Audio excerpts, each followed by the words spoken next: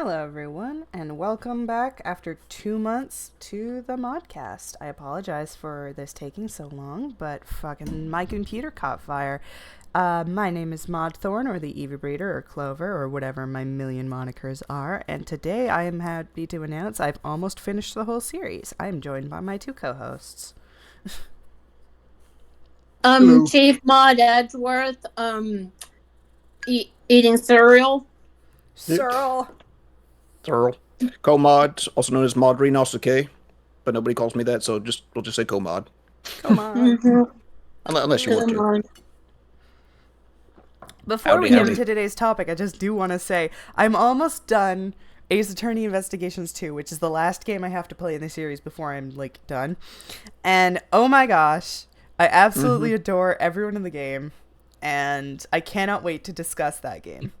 But also, I've also been watching the anime, and holy shit, the anime is terrible. But we're not here to discuss that today. We're here to discuss something unrelated. At some point, we do have to talk about the anime versus the games. Yeah, well, I still have to watch it, but yeah. The anime is so bad. I'm sorry. Oh, I have to. It's bad. It's not okay. Again, we're not talking about this the whole time, but I do have to say, if you are neutral on the series, like the series you like it, but you're not a diehard fan, the anime is not that bad. It's fine. If you're a diehard fan, then it's, you know. I'll keep that in mind. Can I say something just for promotion? If you want to see a better adaptation movie screen, watch the live action version. It might be low budget, but it's so much better. I want to watch the live action version so bad. Yeah. Please do. Find one that's in English sub because there's not one that's English dub. Yeah. It's probably for the best. But anything that's like that shows more of the Japanese version of the original game is always better. But we're not here to talk about adaptations, unfortunately, even though that sounds like a wild ride. We're here to talk about the Wright Anything Agency in the second trilogy, also known as the primary color lawyers, Wright, Apollo, and Athena. Yeah. Because as I've discovered, we all have very different opinions on them all. I'm kind of, I think our opinion of Phoenix Wright from, post Apollo Justice is probably going to be the most similar. Sorry, correction. Me and Mod Edgeworth have very different opinions to Co-Mod. Yeah.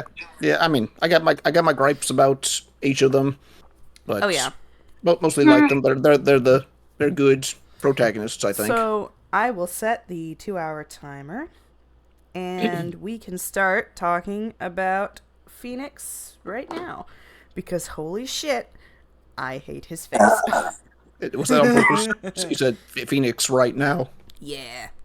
Uh, Best to rip that bandage off. All right. yeah. But those You are fun can there. go first, because I know that you're going to be more passionate about it than me, whereas I'm probably going to agree with you, but with most of it without the passionate part. So the thing with me, and I have a very complicated relationship with Phoenix Wright.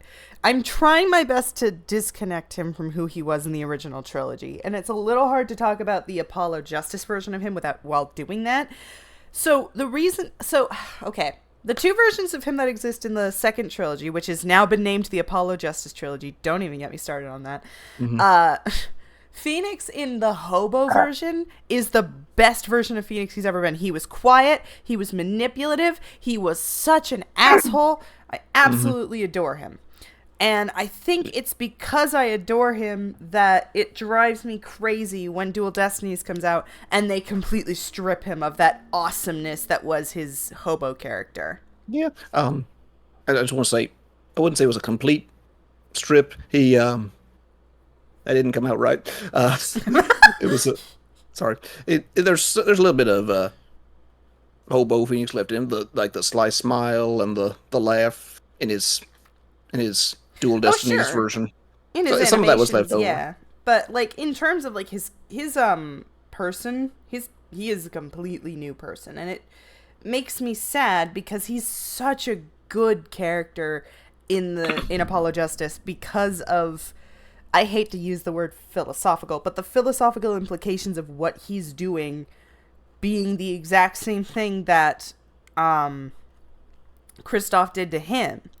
He is being a shady little shit, and it is the coolest thing. Because you realize he's doing it to deal with the dark age of law, but if he's doing the exact same thing that he's trying to fight against, does that then make it okay? I love that. Yeah. It makes such an interesting discussion. And then Dual Destinies comes out and he's like, I have to do this by the book, be the right person, be good and win everything while also like doing things the way they're intended. I'm like, no. You can't do that now. You can't just backpedal out of that, honey. This is not an option for you. Yeah, I do agree with that. And that's one of the things I didn't like about this one is that if anybody thought that by being Hobo Phoenix, it was a character assassination and made him look like one of the biggest hypocrites in the century, the Dual Destinies and After does even worse with that. Oh, absolutely. Because it's like Turnabout Academy, he's just like, talking about, he like mentions about like what does Professor Means say, the ends justified the means. Yeah, the ends justify the means. He's like that's very corrupt and everything, which I mean it would work if it was like if Apollo Justice didn't exist, but because it does, it makes him look like a hypocrite. And I have my opinions about the trilogy Phoenix Wright that are obviously different from Clover's, and I think a lot of it has to do with because I'm also aware of what Phoenix Wright's personality and everything about him was in the original that resonates with a lot of Japanese audiences. But that being said, this is not the same Phoenix Wright from the trilogy. It's not even the same Phoenix Wright from Apollo Justice. It feels like okay, we just decided to go for Hobo Phoenix, whatever, and now it's like, okay, now I'm back to trying to be trilogy Phoenix in the most clumsy way possible and being more stale than a piece of bread that has been left on the counter for 3 weeks. No. If I were to use a cooking metaphor, because I've been cooking recently, Reborn Phoenix in Dual Destinies feels like they put Trilogy Phoenix into a slow cooker, and while they did that, they took the same ingredients to make that version, like original Trilogy Phoenix, and baked Hobo Phoenix, and it was a completely new thing, which people didn't like because they were like, it's not his character, and I'm like, it's been 7 years, and he lost his badge unlawfully, and he has to take care of his daughter. Like, I understand why he's doing shady things. It doesn't feel like a character assassination. It feels like there's a 7-year gap where we don't know what he went through, Yeah. The character it's not that it's a character assassination, it's that we literally just don't know what led him to that, so it feels like it. Yeah, that's a little irksome. Yeah, it makes sense. It makes sense. And I think that the only reason I would call it that is because it is very different from what his character was in the trilogy. But that being said, it's not to say that if we did know the story of what happened during that 7-year gap, that would probably give it a little bit of extra context, that it would no longer be a character assassination, but a character development. Exactly. And there is a big difference. I will admit this cannot be comparable to, like, say when Bad Rider's character assassinates someone like Superman and have him just like kill Zod for whatever reason. Oh yeah, no. Yeah, like this isn't the same thing. That's basically like taking a character that everyone knew and trying to change everything about him because you didn't like what he originally was and completely missed what he stands for. In the case of Hobo Phoenix, it feels like they were trying to put some character development in there, but there's like a missing gap during the 7 years that wasn't included. You know what it is to me? His ideals, that's the big thing that people didn't notice in the first game in Apollo's game. His ideals are the exact same. He never stopped trying to fight for justice and what is right. Mm-hmm. He wanted to put criminals away while saving the innocent. That has never changed. His way of doing it is what changed. Yeah. And I think that's super important to remember that people are quick to say it was a character assassination when really it's not. If he has no other way of doing it, he's going to do some shady shit. Yeah. Something I would still call it that, but I'm not going to call it the same as like most I would only call it that in the sense that there's missing context. And that's it. And that's something that's completely fixable, because maybe this is the most controversial thing, but I think that there's no such thing as a bad idea. There's only such thing as bad execution. Bad execution. And even bad executions can be fixed, no matter how bad they are. They can be fixed. Yeah, sometimes. You saying that made me think of this stupid thing. I mean, it might include, throwing the whole thing away and having to wait for the next 9 years to do it, but it can happen. No, sorry, I'm just thinking of this stupid scene. When you said that, I thought of Riverdale. Get out of my temple or I will smite thee, for I am Cheryl Blossom, the queen of the bees. And I realized, oh, yeah. Anyway, sorry. Continue, Comod. I've never seen Riverdale. What was the connection there? Bad execution? Bad execution, because the Queen of the Bees is actually like a really threatening thing to say. It's just that Riverdale is so bad that they screwed it up, and it's the funniest thing I've ever heard. Okay. I was just going to... never seen Riverdale. Okay. I was going to say about Phoenix. I do think it's kind of a bummer. We have 7 years between his trilogy self and then now. Not only is he 7 years older, he's very, very different in his personality. Like, you don't see him sweat at all. That's not something you'd expect from him. Yeah, but, and then it comes right back to him being a nervous little fucker and dual destiny. Yeah, that's even worse. But I get the feeling, like you said, there's a lot of stuff we don't know. I have to wonder if he's like you said, he didn't stop caring about justice, wanted to defend the innocent, put the guilty away. Exactly. But he, I get the feeling he's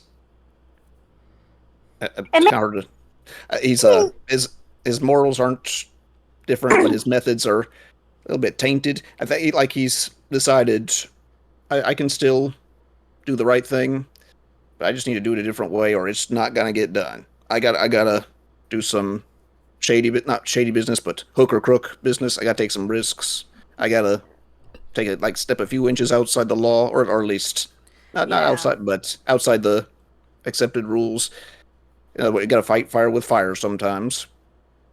And that's funny, because that's a thing that's a lot of the antagonists. That's the way they think. But exactly. Except he's still the good guy, and he's doing it for the right reason.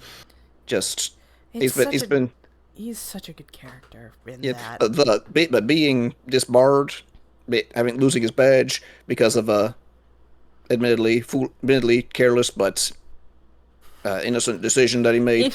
In his defense, if a small child gave me evidence, I would not assume it was forged either. Yeah, but he did that. He made one simple mistake and lost his badge because of it. That'll mess with your head, especially after all the good stuff he's done as a lawyer. So he's the same person, but a little, not broken, but cracked a little bit, if that makes sense. He's a good guy, but he's a edgy good guy, I guess is the right way. Well, how much is his edge worth? Anyways, more of a Shadow the Hedgehog than a Sonic. Meanwhile, we have Dual Destinies Phoenix, and I agree entirely. That is a character assassination. 1 year, barely any change. He goes right back to being how he is in the original trilogy, and the reason I hate that is because, hey man, it's been almost 10 years.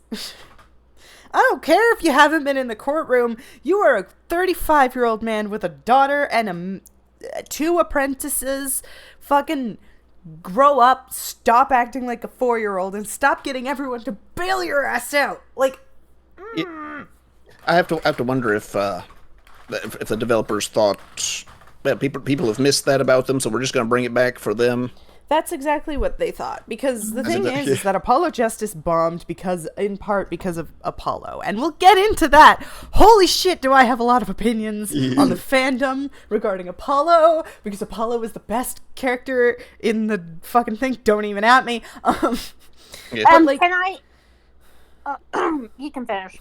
I was just going to say, like, the thing is that because people didn't like Apollo, they were like, okay, well, we have to either replace him with someone new or bring back the old. We don't know which would be better. Let's do both. And so they took Phoenix and they made him back into the way he was in the original trilogy, and it just felt backwards. It was so dumb. And every time I played as him and he was like, oh, I have to give up, I half expected Mia to show up. And I was like, man, this is old. Can you just quit? Can you get disbarred again? Can I go back to being with Apollo? That shit was awesome.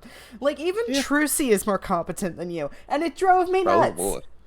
And also, something I also want to mention is that, yes, the trilogy Phoenix did sweat a lot. He was often quick to give up and everything.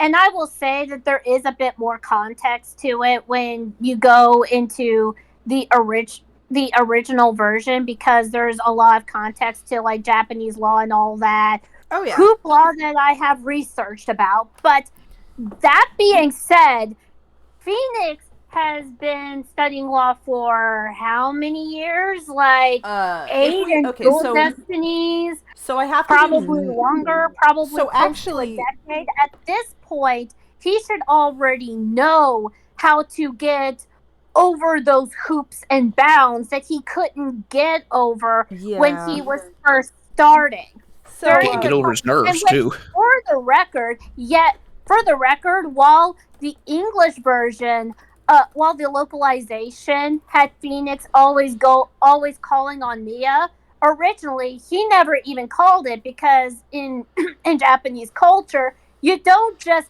ask someone to help you. He never asked her for help. She just sort of showed up because he was fucked. It's just so I have just to. Deus Ex Mia. I forgot. Go ahead. I forgot that Turnabout Memories took place a day before my 12th birthday. That's awesome. All right. So I have to talk about this because he has been. So Phoenix in 2014 said that he was studying to be a lawyer on the side during Turnabout Memories. If we assume that he is a senior, or whatever the fuck he is, then he's been there for 4 years. So 2010 is when he started, maybe. And that's assuming that he started when he was 17, which is probably not true. So 18. Let's say he was 18 when he started. And now he is, 34 in Apollo Justice? That is about 16 years. So that's longer than DL 6 years. And hey, man, if you've been studying and practicing law for 15 years, lawfully or not, go fuck yourself if you're that bad at it. He should not be this good at it. And it's sad when even in the Professor Layton crossover, he acted much more competent than he does in Dual Destinies. Oh, absolutely. True. I was just going to say something that I forgot, so never mind. Sorry. Continue. Fine. The other thing I have a problem with Phoenix in Dual Destinies and Spirit of Justice is it feels a lot like he's just not a Deus Ex Machina, because that implies that he's actually saving the day. But it does feel like he is a crutch where there's this one scene at the very beginning of Dual Destinies where Athena is losing it to Gaspin, and then Phoenix just bursts through the door and he's like, I know what I'm doing. Objection. And he just helps Athena through. And I'm like, yeah, okay, man. But if you were there, why couldn't you have just been there the whole time? Why, if you're her mentor? That's a good point. Do what Mia and Grossberg and Diego did and be there, you bitch. Yeah. I remembered what I was going to say. To be fair, he has been out of practice for 7 years, but I guess. it's not that, that's not really much of an excuse. Law during those years, no excuse. Yeah, Okay, also, we can all assume that he was probably hanging out with Edgeworth still, so he was still surrounded by law. He was still involved in the law. Like, he may not have been practicing, but he may have been studying, and so, if he wasn't, that's just even worse, so. Yeah. And I have to also mention, because it did mention this in Dual Destinies, but Edgeworth was able to during the 7 years he was disbarred, Edgeworth was able to take Phoenix abroad in order to make a speech, in order to make a seminar, which is where Athena met him. Yeah. And which, presumably, if that's true, it's also just as possible that he was allowed to work in other countries as a lawyer, kind of like, as a, how, with, a consultant. In court, a consultant, that kind of thing. Or like someone who kind of is, what do you call co-counsel? Like part of a like an assistant. Yes. So that means, and if that's true, he has an even less excuse. He cannot use that's the problem with Phoenix, is he exists as a contradiction of fact, where he can't act the way he does, and he does anyways, and some people give him a pass, because, he's just the goofy lawyer, and I'm like, no. Fuck you. You don't get to give him that excuse. I'm sorry. You don't. And you don't get to give him that excuse because he's been doing this for so long. If the goofy lawyer were Apollo or Athena, I'd give them a pass. They're rookies. They've been doing this for 2-3 years, maybe. But Phoenix in the WAA has no business acting the way he does. And he only does it for the people who are nostalgic for dumb Phoenix. And I'm not nostalgic for dumb Phoenix. When Hobo Phoenix came onto the scene and he was clever and manipulative and he had, pulling the strings behind everything and he was, doing evil shit, I was so excited because I was like, oh my god, this guy is doing everything I want him to. Let's fucking go. And then when he came, sorry, continue. He's an anti-hero all of a sudden. Mm-hmm. Basically. And then he goes right back to being goody two-shoes. And I'm like, hey man, if you're going to do this, I'm just going to go join with Mia. I'm going to go hang out with Mia. Because out of the 4 of them, she's the most competent. I hate to say that because I love Apollo, but she is the most competent. Not to mention Ryunosuke. And I think as far as being the good and being, the good lawyer that doesn't turn to, the quote unquote bad side, no matter how dark things get. I think Ryunosuke did it better, in my opinion, especially since he went through something very similar as Phoenix from the very first game right out of the get-go. In Ryunosuke, though, Ryunosuke had a very different, what's the word I'm looking for? Gap, time gap, where he wasn't there. And he also lived in a different timeline and everything, so, I mean, it did work to his advantage. But as far as, how do you create a character that's all good and encompasses good and doesn't ever turn bad no matter how bad things get, in Ace Attorney, he's probably the best example we've got.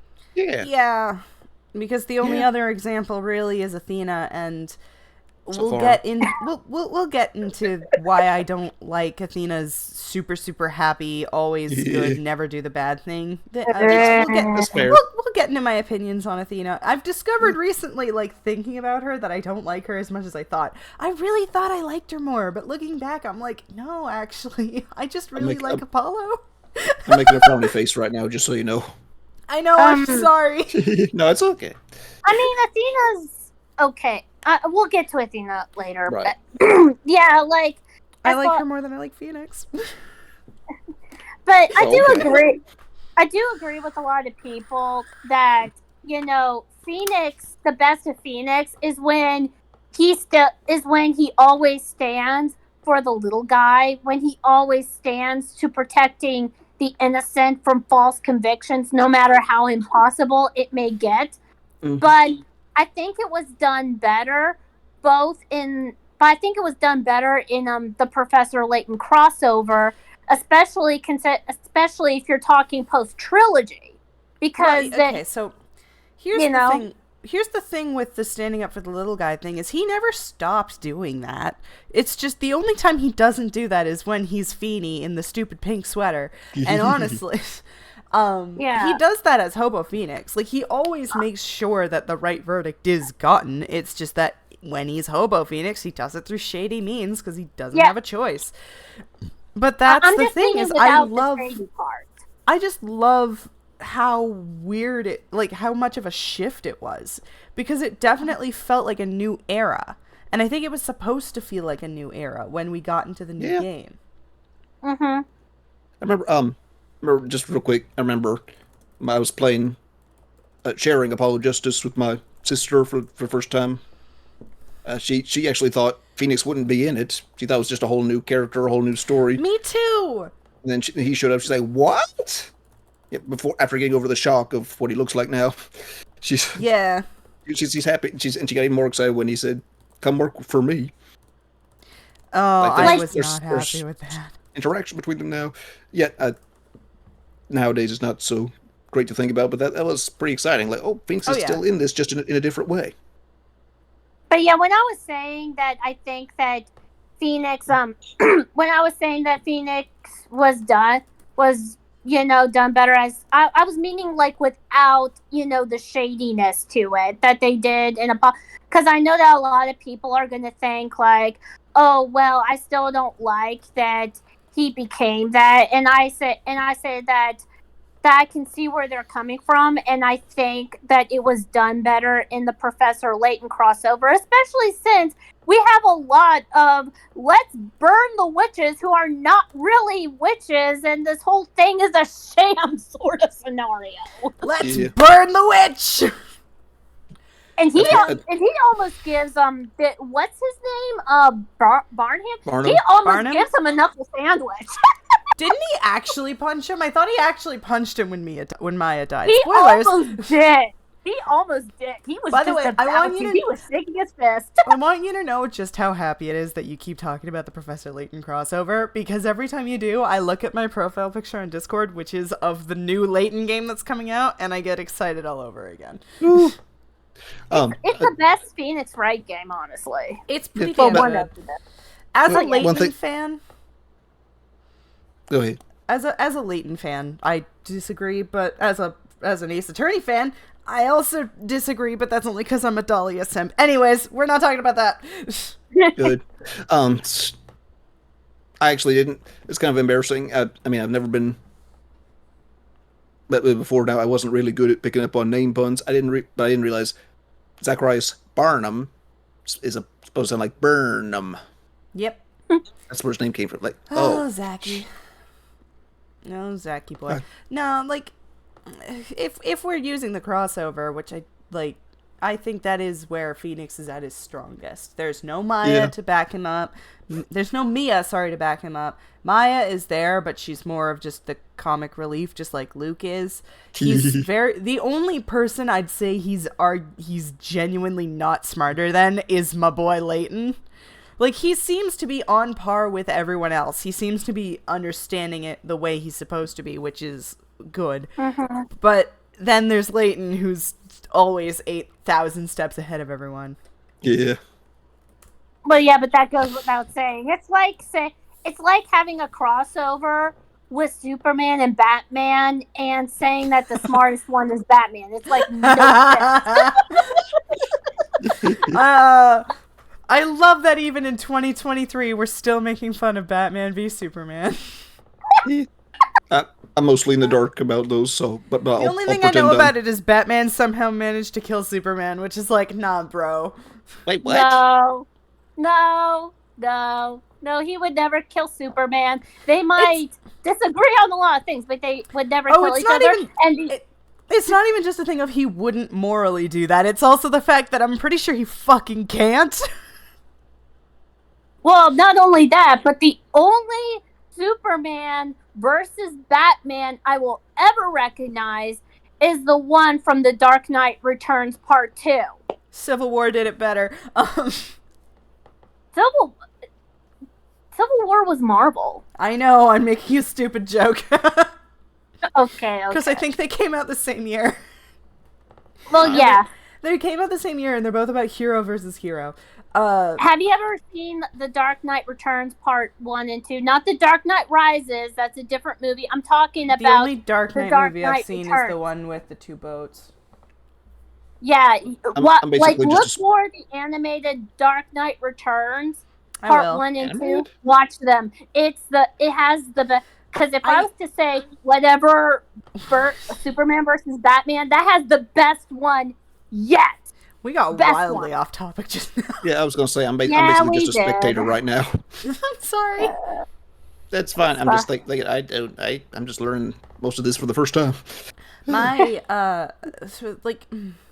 when it comes to now I've completely lost what we were talking about. What were we talking about before we started talking about superheroes? In the crossover, Phoenix and Professor Layton. Right. And then I think, yeah. If we compare Phoenix Wright in that version to Apollo, to Hobo Phoenix and Reborn Phoenix, I definitely think that they should have kept that version of Phoenix from the crossover and made Reborn Phoenix into that. Someone who's smart, knows what's going on, like Edgeworth in the Edgeworth games. It feels like I have to talk about this too because I'm playing the game, and there's this clip Devin put where I found out what the murder weapon was in the imprisoned turnabout, and everyone was like, "It's hopeless, we'll never catch her," and I'm sitting in the background like, check the alligator's face. It felt like such weird pacing, and I feel like that's the entirety of the Apollo Justice trilogy. When it comes to Phoenix, he has such weird pacing where they'll take 2 steps forward and then 5 steps back.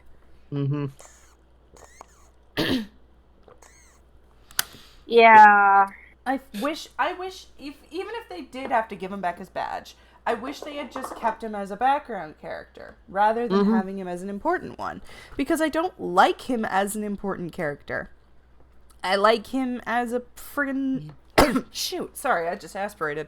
I like him being like a Mia figure. I like him being mysterious and a know-it-all. I think it's good. Yeah, there's a kind of charm to that. He's the wise man who knows stuff, teaching the young person. So I even tells Apollo, "You have a secret power, you just don't know it yet." Oh yeah. Honestly, the fact that he just let Apollo punch him is another reason why Hobo Phoenix is my favorite Phoenix. He knew he deserved that. Yeah, he didn't he didn't even feel it. Just oof. The best piece of shit is a piece of shit who knows he's a piece of shit and deserves it. And in fiction, anyway. It's something that I just realized. Didn't Red White punch Phoenix in the same way? Punched him in the face. Yeah. The difference is that, Red White has about 1 million rings on his fingers. Ooh, yeah. That would actually break your nose. As a person who has definitely... Leave some scratches. I've punched several people, not with rings on my hands, but, that's painful. That made me sound way more violent than I am. I have not punched anyone in the last 3 years, at least. I don't think I've punched anyone since I moved to Brantford. Yeah. I've wanted to, You're not but the only I haven't. one of us You're not the only one of us who's harmed people before. Oh yeah. So, no shame. Also, before we go to Apollo, I want to also end it with bringing up just how much I absolutely hate the first portion of Turnabout Revolution with the civil trial. Oh, and fuck how the Oh Civil Trial. gosh. that's not even 5 steps back of Phoenix's character. Boy. That is like Boy. 1,000 paces backwards and already going around China 3 times and now Yeah. And You this just time opened Sorry, go ahead. I'm 100% with you this time. If we're talking about God, Phoenix Revolution. doing a cowardly thing because Maya got kidnapped again. Dude, I forgot about You just opened the... Sorry, we're not done because I forgot about Turnabout Revolution, and Dude, oh my god. Every time I think about Phoenix in Turnabout Revolution, every time I think, oh, maybe Phoenix isn't so bad, someone brings up Turnabout Revolution, and I want to flip a table, and I remember why Phoenix is the worst. Because that fucking case, oh my god. Like, first of all, fuck you for doing that. Second of all, this is not the first time Maya's been kidnapped. Third of all, the last time Maya got kidnapped, she was kidnapped by an actual assassin, and you managed to outsmart that guy. Fucking and I just realized, shut up. Like, I just realized, I just realized something even worse. Apollo had to be the one to figure out, there's a way around this. He needs a medium to, well, I forget exactly what happened, but there's a solution to this. And you should have thought of this, Mr. Wright, but you didn't, so I guess I will. Oh, it's so dumb. And if you had come to me earlier, we wouldn't have been in this mess.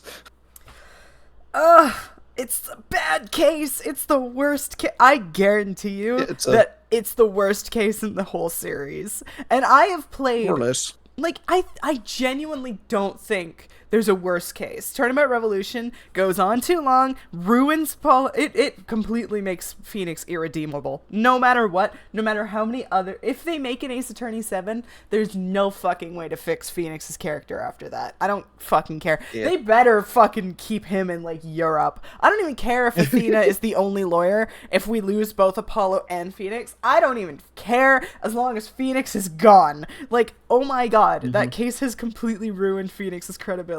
And it really is, like, it is exactly what it is. It is like, we were talking about character assassination earlier, but if Dual Destinies was not the character assassination, Turnabout Revolution, like, you cannot argue that completely just took Phoenix and yote him out the window. Especially since he dealt with something very similar in Dual Destinies with Trucy and handled it so much better. Yeah. This is his third hostage situation, which is a wild thing to say, but it's true. I get the feeling they were trying to just add just a crazy plot twist, have a little civil war between the characters. Oh, that's all the character was. Which would have been great, except for the reason why it happened. I thought they were actually disagreeing on something, but nope. Binks was just being a coward. Dude, I just realized that 2016 was the year of hero-on-hero violence. Yeah, and I have to agree, and the more I think about it, the more I realize just how dirty they did Edgeworth, because he basically became a MacGuffin and a plot device. Dude, didn't he do, like, nothing? Exactly! It's just there. Yeah. He's just there. That's the whole thing with Apollo, with the Spirit of Justice, is he's just there. You can say that about every character. Oh my gosh. But no, like, can we talk about that for a second? 2016, we had Captain America Civil War, which was Iron Man versus Captain America. We had Batman v Superman, and then we had a Phoenix versus Apollo in Spirit of Justice. What the fuck happened in 2016? I don't know. But I can tell you that what they did, how Edgeworth became a MacGuffin is that he basically took everyone to Karine and just left him there. Literally, they could have gone to Karine in any other way. Edgeworth could have just he could have just called Edgeworth. He would have just existed as a mugshot and said, "Okay, I'll just get you a private jet over there. Have a nice day, Phoenix. Good luck out there. Hope you don't get killed. Otherwise, I'm going to send you to hell and back."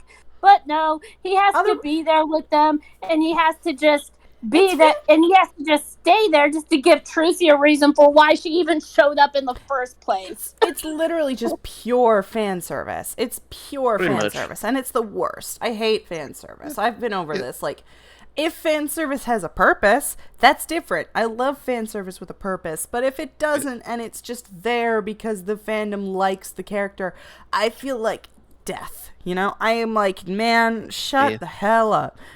Yeah, I got good news. And in they that case. didn't even. And they didn't even have the privilege of making Edgeworth shirtless, because at least they'll get something out of it. No comment. They did that a couple times. No. Oh yeah. I was just gonna say, you'll probably like the DLC case in Spirit of Justice then, because at least he plays a role Yeah, there. I know that he's actually the prosecutor in that one, which is exciting. So if I'm doing my math right, so every 40 minutes-ish, we could switch over to a new character, and it's been roughly 40 minutes. We can talk about the next one who showed up, which is my boy! Yeah. Can I say one last thing about Phoenix? Oh yeah, go ahead. There's a letter that somebody sent. This is back when it was just the mod on Ask Ace Attorney. There's a letter to Iris asking her, do you know who this is? There's a picture of Hobo Phoenix. She stares at it for a while and goes, no, I just can't figure it out. This is going to bother me all day. Yep, they're very different people. Yeah, but he's got some similarity, but he's like a different person. Man, I love Hobo Phoenix. But, like, that's what I have to talk about. Like, I'm so excited that we're moving on to my boy, Apollo. Because Apollo is... Whoo! That is a boy. Here's the thing. And why I love Apollo is... And why I feel like he has been... and ignore my pun here. He has not been done justice. Apollo is a very interesting character because he didn't need a backstory, in my opinion. The big thing that really bothers me is that in order to fix him, they gave him a fucking they gave him like 7 of them, because in the first game they didn't give him a backstory. Yeah, just a backstory with Clay. Oh, yeah, that's the second game. They kind of did, but it was like one of those, like, oh, he just happens to be the half-brother of Trucy, and then his mom happens to be the last son, but that was about it. But that's all it needed to be. Because remember, Phoenix's stupid backstory was fucking grade 4, he got accused of stealing money. That's it. Like, Apollo didn't need a backstory. Because Phoenix didn't have one at first, and we loved him. But the thing with that is, because of that, we had the capacity for his forward... I don't know what to call that. His story, his actual story, his present story, fucking, I don't know. With, like, with Kristoff and Clavier and Trucy and Lemire, or whatever the hell her name is, like, we had the capacity for that to be the focal point for this trilogy. His whole present dynamic with his mentor being a criminal, his idol using forgery and stuff, his rival being his mentor's brother. There's all this stuff that they could have used to make him so much more interesting. And giving him an ability that is genuinely a part of him, rather than Phoenix, which is another handout, the Magatama, felt really cool. It made him awesome. The fact that he was a lot more sarcastic than Phoenix also worked, because he doesn't have the same close connection with Clavier that Phoenix had with Apollo. Fucking too many characters! Edgeworth! Jesus! He doesn't have that connection. He doesn't have that connection with Clavier the way that Phoenix had with Edgeworth, and therefore, their bond is the fact that Kristoff is a psychopath. Fine. That's an awesome way for them to bond. That thing was awesome, and I think that they should have built on that rather than going backwards and giving him more backstory. Because they gave him like 4 of them, right? Yeah, I think they gave him like I would say 3.5, because the half would have been like Apollo Justice, and the two other ones was from Dual Destinies and Spirit of Justice. Neither of them connected in any sort of way, and even though Spirit of Justice did try to connect, it was connected like in the same way, like how you can find two puzzle pieces of the similar size and try to fit them together, but it still doesn't fit. Okay. So you're talking about just his childhood with Dirk? Yeah. Yeah.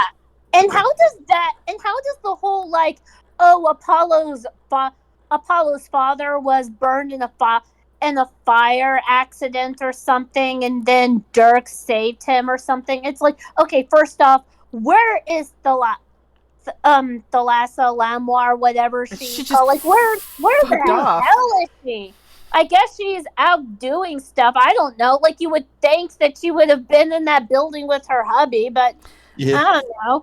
And how the hell did she go from Karine, whatever the hell it's called, back to wherever the hell the Graham Rees were at, and then ended up in Belgium somewhere? Yeah, no, yeah. It's all complicated. Here's the thing. Made his backstory kind of complicated, didn't they? Oh, absolutely. And here's the biggest question I have.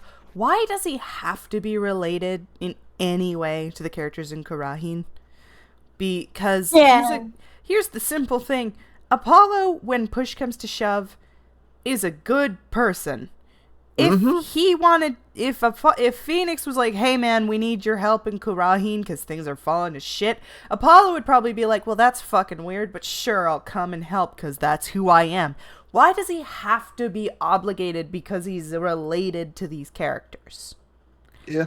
I'm glad you mentioned that how he's a good guy even when push comes to shove. Because we were just talking about how Phoenix got into a situation that push came to shove, and he was still a good guy but an anti-hero. With Apollo, I think it happens multiple times, but I'm thinking when his best friend is murdered, and that is a huge thing. Yeah, and he has reason to believe, like not reason to believe, but there's a possibility that Athena is responsible. He doesn't start getting, he doesn't get violent. He doesn't try doing anything underhanded. He just says, I want to know the truth in a sneaky way. He says, I want to know the truth. He says it. He straight up goes, I want to know the truth. And I think at some point he even says, like, I don't want to believe it's Athena, but unless you can prove it, I have no reason to believe it's not Athena.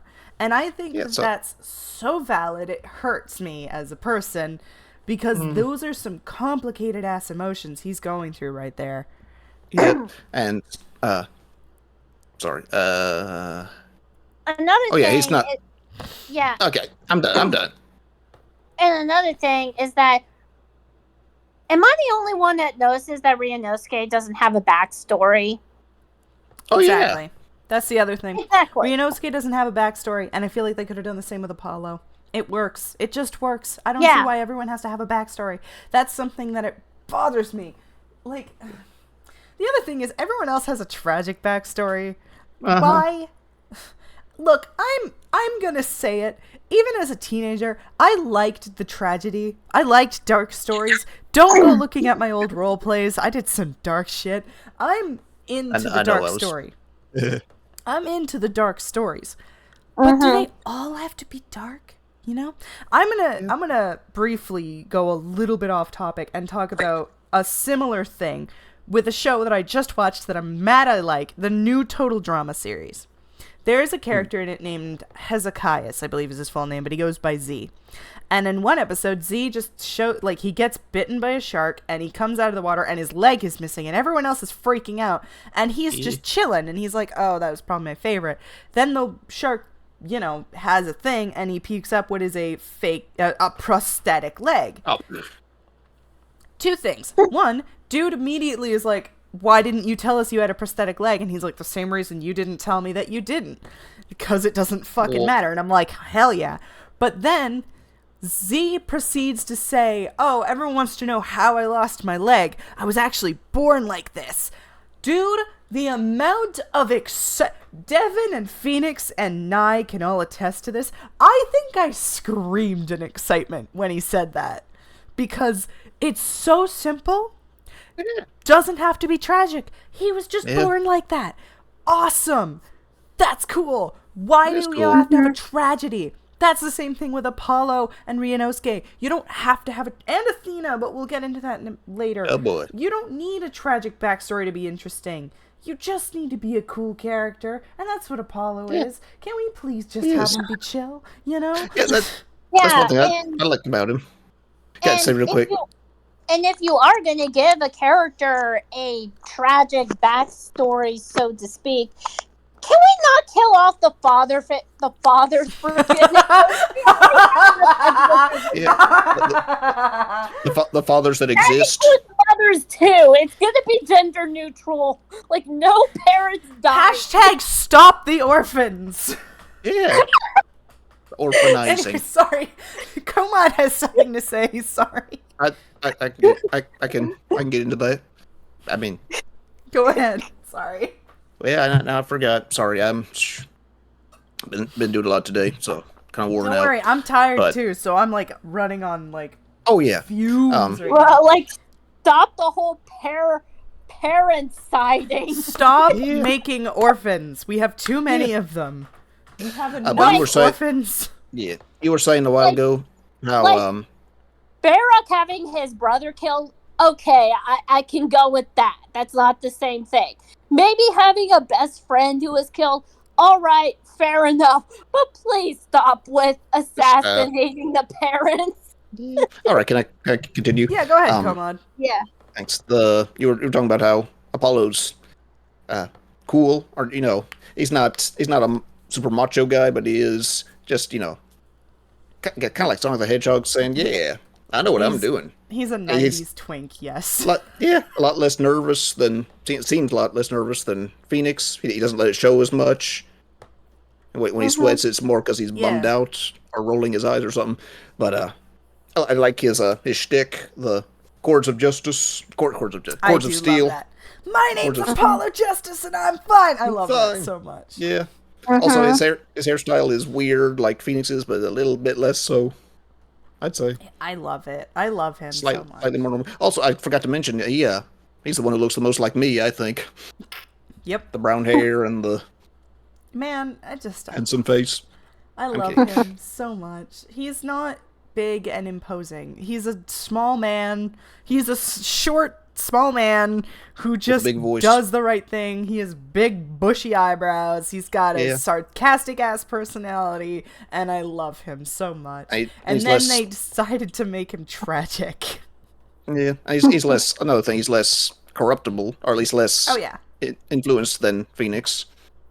And then they had to place him under the father issues / my father's dead category with all the daddy others. issues. Daddy and they gave him a double whammy. They gave him orphan issues. Oh shit! Because I think he always knew he was. Because I think he always knew he was adopted by Dirk. I think he always knew he was adopted, but he didn't care. And then they gave him severe daddy issues when he was dropped off in an American orphanage. Mm-hmm. It's for his own good, but that will. I have to talk about trust issues. I do have to talk about his relationship with Clavier because I have opinions on Kristoff and Clavier regarding Apollo. Because as I've said, I do not like that Clavier has been basically just shafted because they like to have a new lawyer. They have a prosecutor of the week.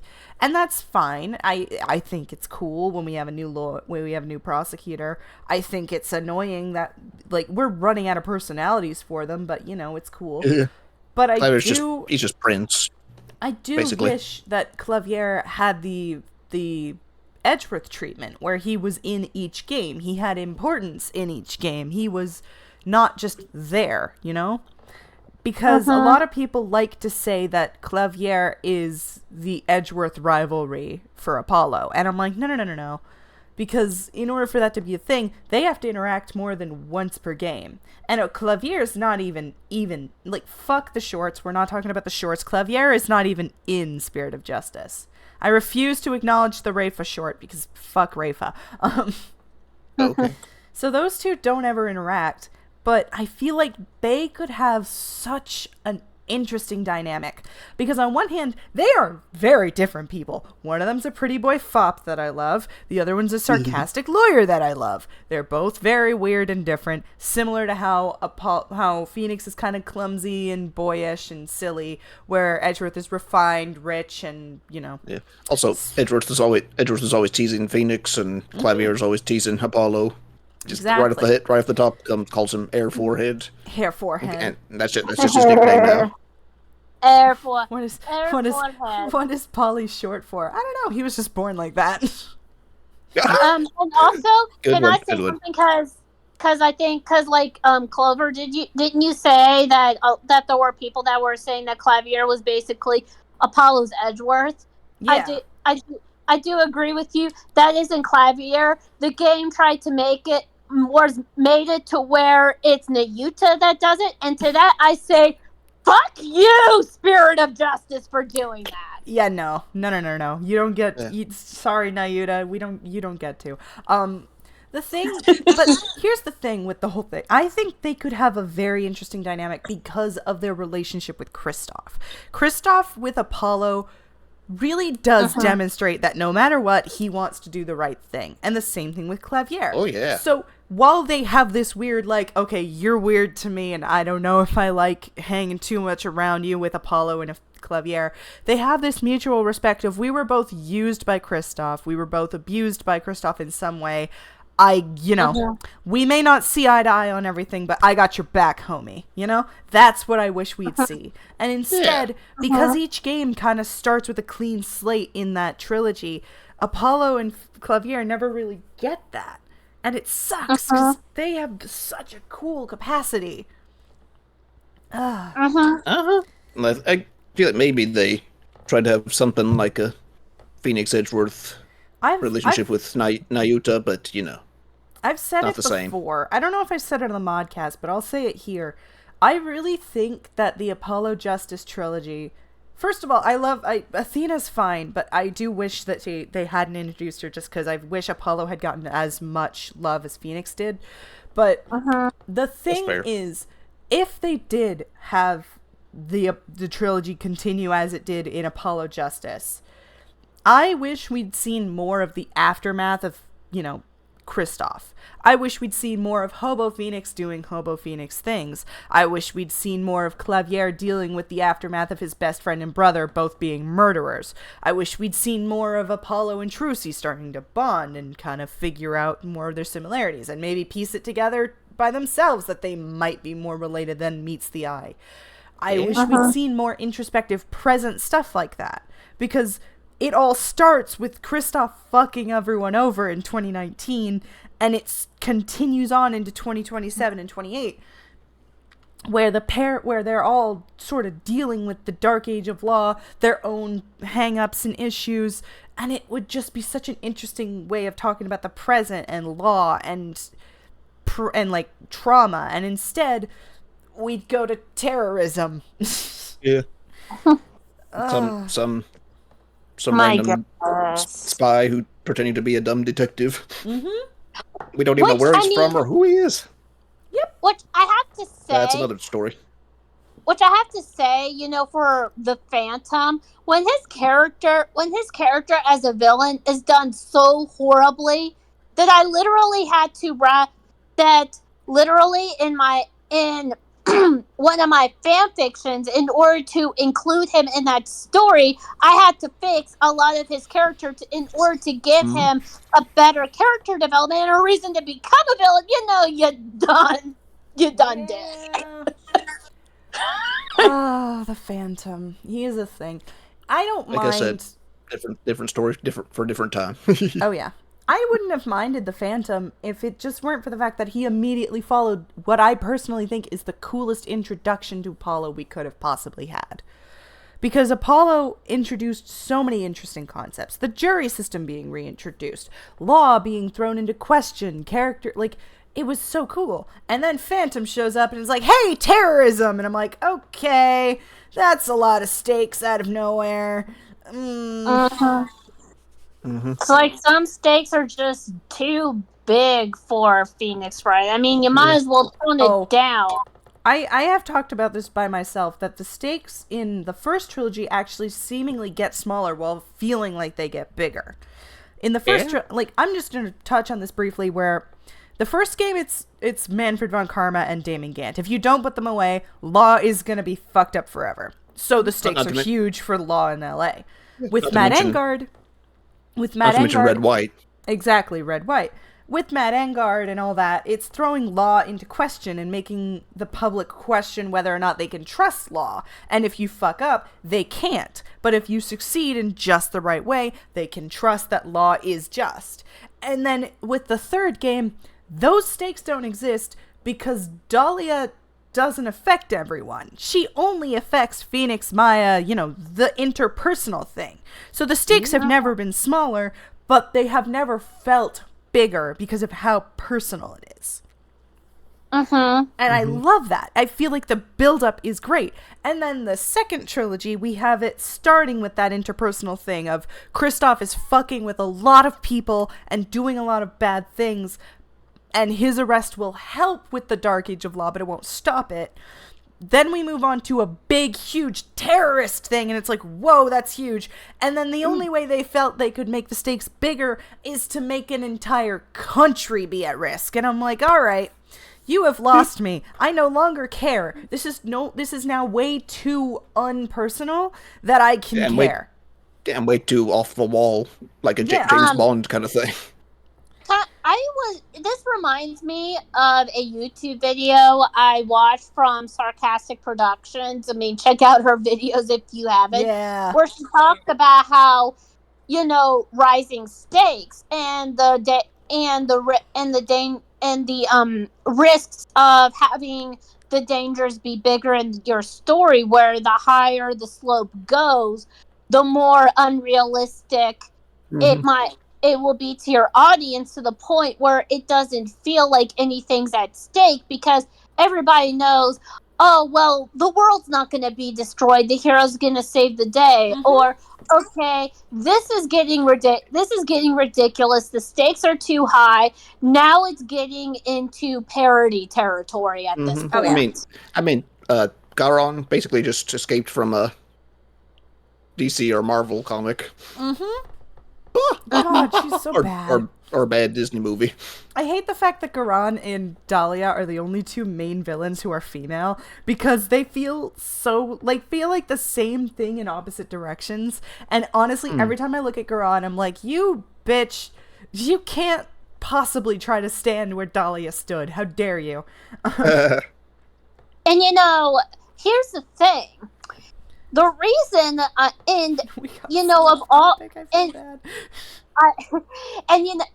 the thing is that if you want to do something like Rising Stakes, then I think Phoenix Wright Ace Attorney did it better. First, I'm not going to include the Professor Layton because I've said that a million times already. So instead, I'm going to use the Great Ace Attorney Resolved. And the reason that I feel that the stakes felt so much higher was because it felt so much personal, especially when you consider that the enemy or the rival that Ryunosuke has to go up against is his own best friend. Dude, the case with Gregson and with Gregson being murdered and Barrick being arrested and Kazuma being the prosecutor, holy shit, that case felt so personal. Everything was personal. Everything was important to Ryunosuke, and that's why I liked that case so much. Yes.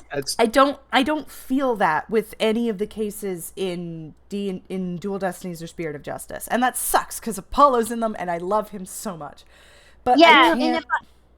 and if I can't. I was to make an example of what not to do when you want to make the stakes higher, I mean, there's a reason why, I feel that, and I'm talking about the first Miles Edgeworth investigation games, and at the end of it where you face Alba, I don't feel the stakes in that one were even remotely as high as like with Dahlia, and especially not as high as Resolved was. Well, they didn't feel as high, but they were higher. That's the difference. Is like feel the actual stakes were much higher, but the personal stakes were like way lower, so we didn't care. Yeah. Mm-hmm. If I were to bring up, like, the cases in Apollo Justice aren't as personal because we don't know the characters as well as we did in the original trilogy yet. This is their first game. But Turnabout Serenade was the best example of what Clavier was. Turnabout Serenade with Darian, or is that his name, Darian? Darian. Yeah, Darian. Darian, whatever. Darian. So the thing with that case with Darian is Apollo wants to find Clavier wants to find the truth, but when Darian is put up as the accused, you see this struggle that Clavier is going through, because on one hand, if he's guilty, but on the other hand, this is his best friend and his bandmate. He can't be guilty. So it's very personal to Clavier, and that's why I feel like that connection, that, like, because Turnabout, what's the one before that what's the one with Walkie called? I don't actually remember. Turnabout Corner, thank you. Yeah, like, I don't feel the same thing there, because I feel like he's just being flirty and trying to find the truth, and I'm like, okay, you're funny, prosecutor boy. I like your words, funny prosecutor man. But like, Turnabout Serenade is really where I was like, oh shit, you might actually, like, have a personality. And then they threw it out the window for Turnabout Academy. Uh-huh. Yeah, pretty much. He even had some friendly things to say to Darian after he was found guilty. He said, "We rocked." Yeah, you might be a criminal and a dirtbag, but we did rock. We were my friend. Like, oh. Kill me, why don't you, Ace Attorney? But that's the same thing with Apollo. Like, I think making his stakes personal with the Clay is the closest thing I've ever felt to caring about the cases in DD. Oh, yeah. When he was going through that struggle, because I distinctly remember him fighting against it while simultaneously saying, prove me wrong. There's this struggle of, I want justice for Clay, I want Athena to not be guilty, I want Athena to be guilty so it's over, I don't want her to be guilty because she's my friend, I want closure, I want satisfaction. Like, it's so good. And then they threw everything out the window for SOJ. Oh my god. Ugh. I love my boy. If you can't tell, I really like Apollo. And I really wish they had used him better, because he has the best character out of the three of them, where he's not overly optimistic, he's not overly stupid, he's smart, sarcastic, and I think he's great. And I really, really, really, really, really wish that they hadn't just been like, oh yeah, he's in Kurahin, and that's totally an excuse so that if we ever make another Ace Attorney game, we don't have to use him, because clearly people don't like him. And I'm like, no. Sorry, my coffee just decided to hit now. Oh. It would have hit me now if I were drinking it. I'm wired now. God, I just wish that they didn't do such a disservice to Apollo, and it really goes to show what happens when you decide to put another team in charge that never grew up, that never grew into creating the Ace Attorney games, or have any understanding to what the characters are, or at least have a basic.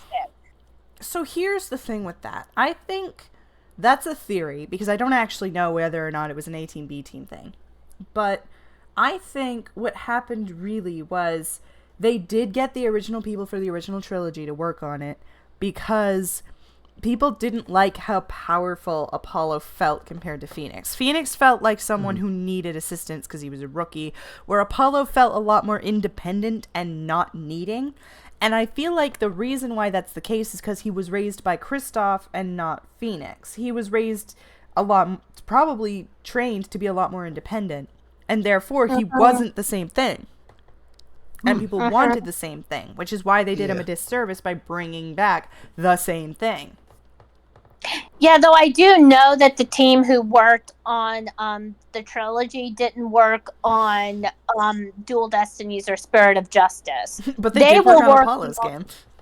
They were working on the Great Ace Attorney Chronicles, I know, and I know that they did work on Miles Edgeworth Investigations. Oh, well, that explains a lot about those games. They're so awesome. Yes. I was going to say. I only know because I do a lot of research on this. So yeah, well, come on. I'm glad. We're glad. I was just going to say it's kind of encouraging that we like the Chronicles games a lot, and we're in love with those games, or we really love those games. But we're somewhat disappointed by the Apollo Justice trilogy. So I was thinking, maybe it's encouraging that they're getting better. Then I remembered, it was the English translation that came out after Apollo Justice, not the actual game. The Great Ace Attorney came out before Spirit of Justice, and that makes me so sad. Oh, I'm feeling nostalgic all of a sudden. I was the guy who waited to the very first second that Spirit of Justice became available. I hit the download button.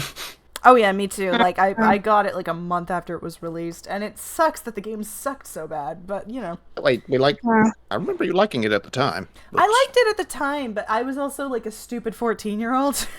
Okay, well.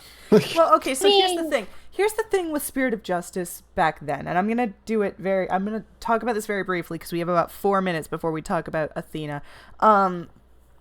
Spirit of Justice came out when I was just finishing Dual Destinies and I was running out of games to play because I didn't know where to find an English translation of AAI 2, and I didn't really want to play The Great Ace Attorney because, again, it wasn't translated, and it didn't have any of the main cast, so as a 14-year-old, I was like, I don't fucking care.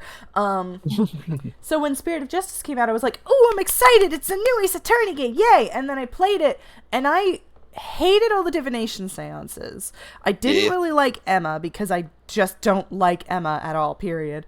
I didn't like most of the characters except Rafa was cute. Again, I was 14. I didn't have high standards. She's cute. I didn't back then I was okay with the stupid cameos because, again, 14. But now, looking back on it now, as a grown-up who is actually going into game development and therefore has to know how to do characters and story and all of that, I look back and I go, that game was a clusterfuck of fan service and bad writing and awful controls. It's just, it's not a good game. I feel like that's almost objective, I wonder if maybe they thought the smooth graphics and animation would make up for that, but... Nope. In fact, I actually really hate Trucy's model in Spirit of Justice. Really?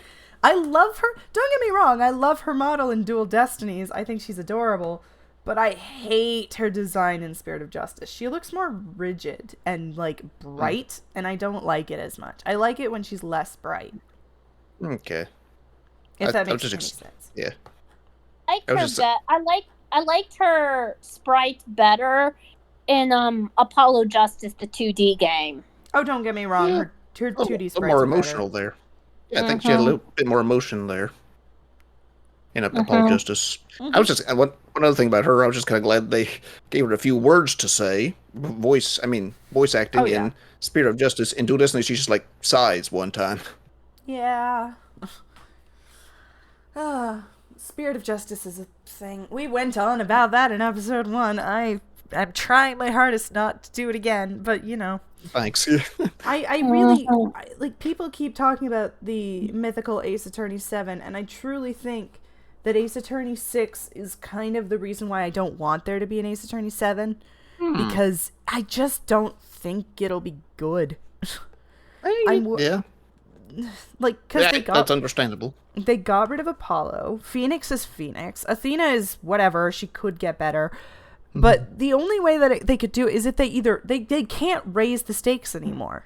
There's no way they can raise the stakes unless they straight up start a world war, which would be fucking insane. Or I was thinking like maybe alien invasion or something. Exactly. There's no way to do it reasonably. So either they figure out what worked in the first game and lower the stakes to something a lot more personal, or they just don't make another game. And a part of me really, really hopes they don't, because I want to enjoy the first 4 games, the 4 side games, and that's it. I'm good without the 3D games, which sucks. Audiences love aliens. Okay, I'm done. Speaking of alien invasion being the high stakes, didn't they already do that in the Ultimate Capcom versus Marvel with Galactus? Yeah, technically, but that's a game that doesn't exist as far as I'm concerned. That's fair. Oh no, wait, I'm thinking of. Is that the fighting game? Yeah, Tekken. Yeah, it's a fighting game, but I had to bring that up because you included alien invasion, and the first thing I thought was Galactus. Okay. Yep. Yeah. Oh man. If you think that's canon. I don't know. You could you know what I want to see? I want to see Brian David Gilbert take the entire Ace Attorney games, side games, main games, everything, and I want him to make even the ones where they just cameo. I want him to make a full timeline of that. He did that with Zelda. He could do it with Ace Attorney. Oh, he did. Mm-hmm. I'm not familiar with the name. Nintendo, you made me use Monopoly to fix your timeline. We have hit the 40-minute mark for Apollo, which sucks because I could still keep gushing about my boy. But we should probably talk about Athena. Woo! Because she's Komot's favorite, and I feel bad because as much as she is, I like her more than Phoenix, I still don't know if I like her that much, because every time I think about her, I think about another thing I don't like about her, and I've realized and I feel bad that I don't have as much energy as I would. I got a lot I'd love to say about her that I've said before, mostly just in writing though. But hey, maybe it's just her being cute and peppy and energetic, also somehow being a lawyer. That I like about her. You know, she's appealing in a lot of ways, appearance, personality, and she has a talking robot for a companion. That's always. I mean. Or, little companion that's also her tool, basically. That's like her Magatama, basically. And it's a little bit more believable than a spiritual energy-filled stone.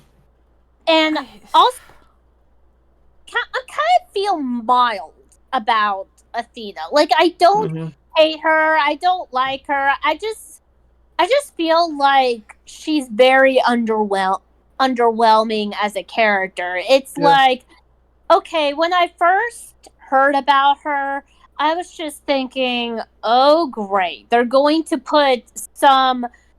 introduce some character, a female character that's likely going to be like, I don't know, this gushy, over the top, like, type of spirited young lady that kind of feels like, just the chick character. And when I was introduced to Dual Destinies, I realized, oh, okay, so she actually has character development. She has personality outside of that.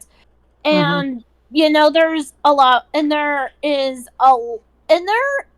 do like the unique aspect of someone who has studied psychology and uses that as part of her, ability to being a defense attorney, and how in the different ways, and using that in order to using that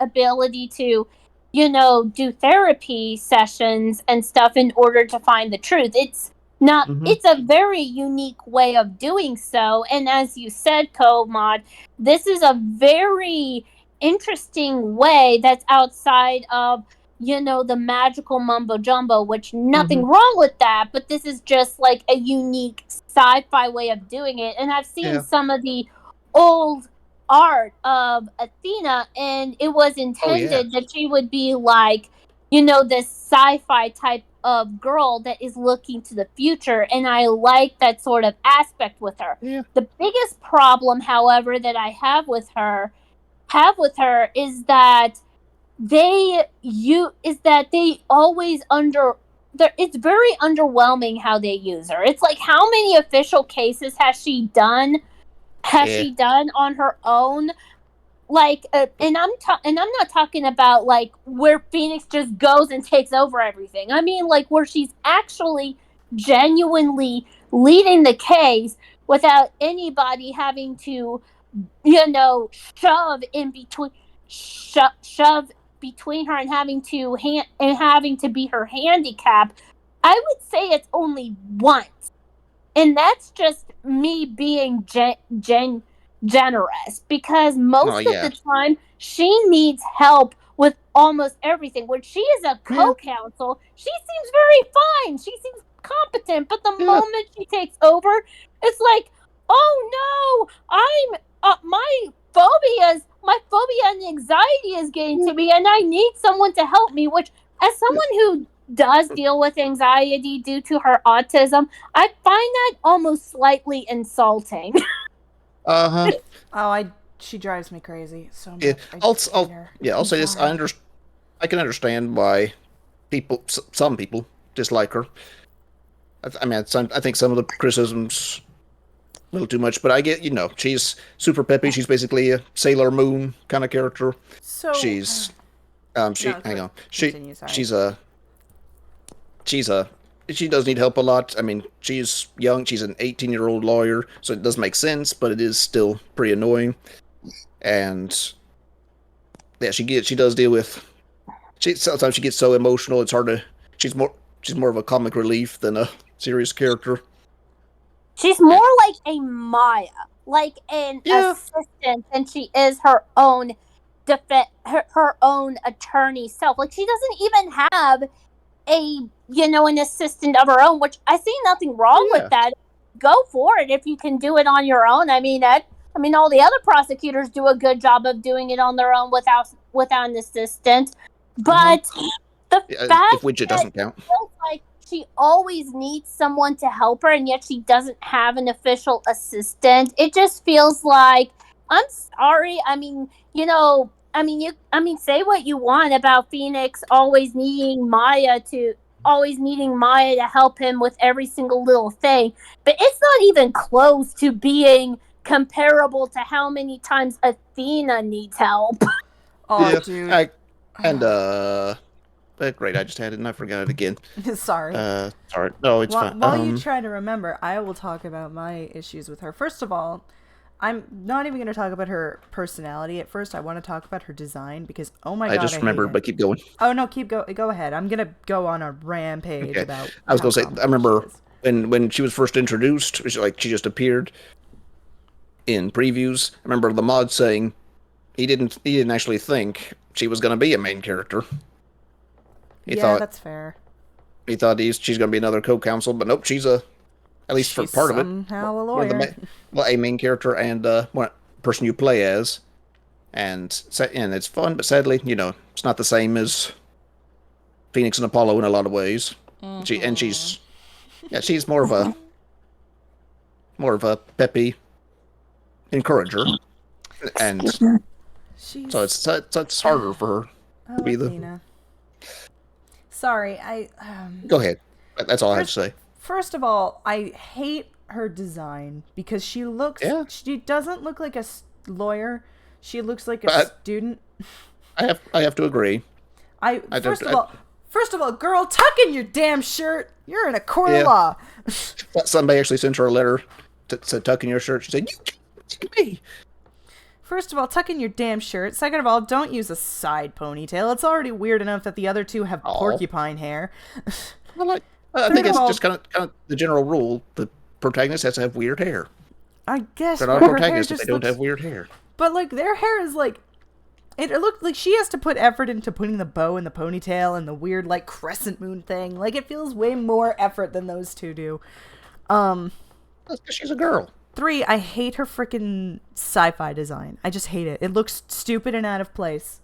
Everyone else looks like they fit, and then there's just Athena and Black Quill, and even then, Aura Black Quill is a witness, not a main character, so it fits. I'm fine with it. But she looks straight up like a Star Trek character, and I hate it. Keep Star Trek in Star Trek. I would have no problem with Athena high-fiving Spock, but leave her there, you know? There's a thought. But yeah, the physical design, I don't like, pretty much. I do agree. Her physical design isn't that appealing, and it was the reason why I didn't have a good impression on Athena when I first saw her. It was because of her design. But that being said, when I said that, you know, I like the idea of being, sci-fi, I was thinking more towards personality and what they could do with the idea of, you know, a sci-fi type of look, because I've seen other original designs ideas that they did, and some of them I think like one of the first drawings was a bit better in my opinion. I saw one of them. I looked at her concept art and I saw one of the early ones, and it looks like she's from the 50s, and I think that actually looks so much better. Yeah, I can understand. This makes me wonder if people might hate her a little less if she was not a lawyer. If she was if she had that design, but like if she was somebody who worked at Gaxa or something. You know what I wish she was? I wish she was the Maya equivalent, because Maya doesn't happen. Phoenix doesn't have a Maya Phoenix doesn't have a Maya anymore. I think Athena could have been Phoenix's new Maya, and her ability of psychology would have been so much cooler in that sense. Yeah, but having her be a mainstay lawyer felt gratuitous. I gotta say something before I forget. Sorry, go ahead. When you're mentioning her high-fiving Spock, I thought, what if she did a therapy session on Spock? I don't think I think Spock needs therapy, but at the same time, I don't know if she'd be the perfect therapist for him. You get the joke, right?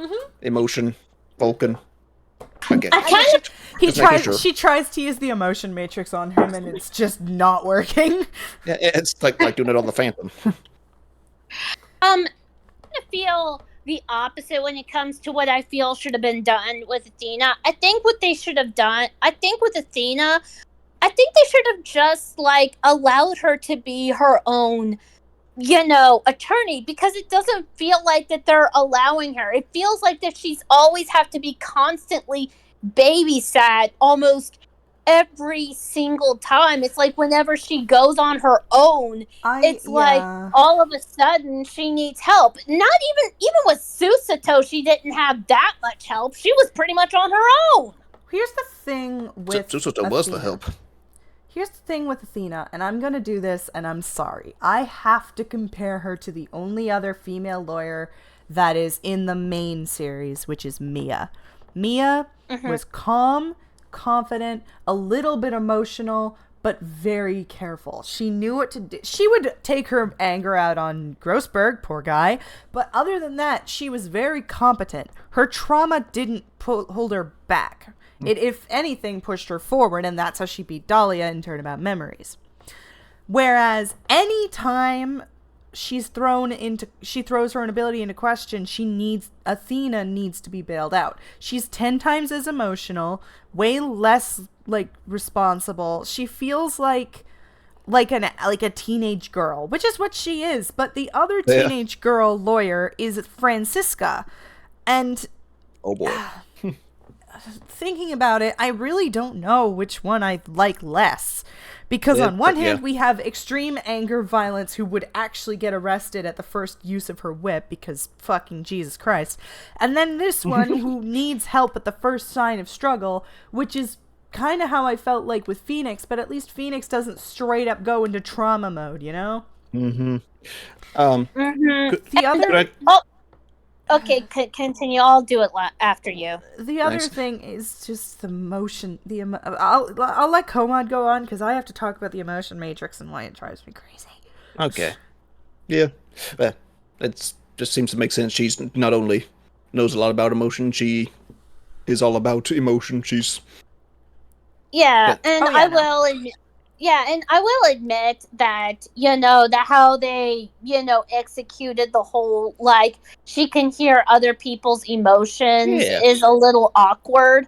I was like, when I said that, I like the idea of her, having, being good with their, being good with psychology and therapy and know and being able to I was talking about using the mood matrix and Right. using that using that kind of like as a way to being able to detect other people's emotions and trauma and stuff, and being able to get to the truth through the reading. Not to say that it was executed well or perfectly, but that the idea what but I like the idea of Yeah, it. it's Now creative. with all now if now I'm not eh, but yeah, like I like the idea, but yeah, like with Athena, I think that she should have just been her own attorney. And yeah, I do agree that Mia was much more calm and competent. I consider Athena and her issues to being like something like a mental illness or a mental disability that she's going through. But even so, I'm not using that as an excuse. In fact, I hate the idea that she needs to be handicapped every single time. But I like the I Sorry, but Yeah. I you hate the saying that I made me just itchy. okay. I mean, I hate the idea that she has to be babysat every single time, and it drives me out of my gourd. So, But the okay. idea that she has to struggle with that fear, I do like. I just wish Mm-hmm. that they did not have to save her ass every single Uh-huh. time. I wish that So, they allowed her to try to go through those struggles, to have to find a way to get to overcome it. Well, maybe not overcome it, but to work through it. Because I if I know may. personally, as someone who deals with autism, I have to deal with that every single time I go to Mm-hmm. work. Like, because when there's a lot of customers coming in, and the pressure runs high, my anxiety gets way high, and sometimes I have to take deep breaths once in a while, Mm-hmm. but that's part of my own personal struggles. I don't Yeah. need anyone's help in order Yeah. to go through that. It's just part of my struggle in order for me to do my job. And I Mm-hmm. wish So, that they had that with Athena, and they don't. It feels like she has to be saved every single time. Yeah. And I I get think that. that they could still have that. They could still have that trauma and that fear, but maybe do it in a way where you see her having to, go through this and say, okay, take deep breaths. I can do it. I Yeah. can get through this. Do I am an attorney. I can go through this. I yeah. can handle this. Do it Let me, afraid. In other I'm words. not. I'm not going to let my struggles and my fears and my phobia get the best of me. so We Yeah. don't see, and that's Okay. what drives me crazy, is that they so don't see that with Athena. a couple of things. First of all, I'm going to send into the mod chat the version of Athena that I would have absolutely Nice. adored. If that one showed up in the game, we wouldn't be having this conversation because I love her. Yeah. But the thing, when you said something about her mental disability or mental handicaps or whatever, I thought of the fact that I have 3 of them. Oh. I have depression. I have high functioning depression, so that's not as a big thing. But I have general anxiety disorder. I have major depressive disorder, and I have Asperger's. So my brain is a tornado of fuck you on a day-to-day basis. Yeah, I And can't tell by listening to you. So uh-huh. that's Thank pretty you. neat. Thank you. That means a lot. I mean that. Yeah. I struggled with it throughout school. I did a lot of stupid things. I had a lot of anxiety attacks and problems. And now in 2023, I have a job which is perfect for me. I take meds. Hey. I have a lot more friends and capabilities. I'm overcoming my social anxiety. Like, using your disability as a crutch for like I do this because of my disability and you don't do anything to fix it drives me nuts because that's not an excuse. Go fuck yourself. That's interesting that you mentioned that. I need to like that's why there's something I need to say. Why I was go ahead, continuing with that. But a couple things. First, I want to go against the grain here and explain what I love so much about Athena. Go ahead. Sorry, while I understand, while I understand I understand the complaints about her, the over-the-top emotion, and being more of a comic relief than legitimate protagonist. But first thing, I've been dealing with something similar. Like I don't have any mental illnesses that I know of, just some anxiety, and depression. Most of it's situational. I do have I think I've mentioned this before, a serious struggle containing my anger sometimes and forgetting things that make me angry. And I'm glad you mentioned, it's not a good idea to use that as a crutch, because I've been doing that for way too long, saying I'm afraid to get a job because I'm afraid I'll get so angry. And I did that for a long time too. Yeah. Like, I'm not going to stand here and pretend I didn't. I would use my social anxiety as an excuse to not do things. Yeah.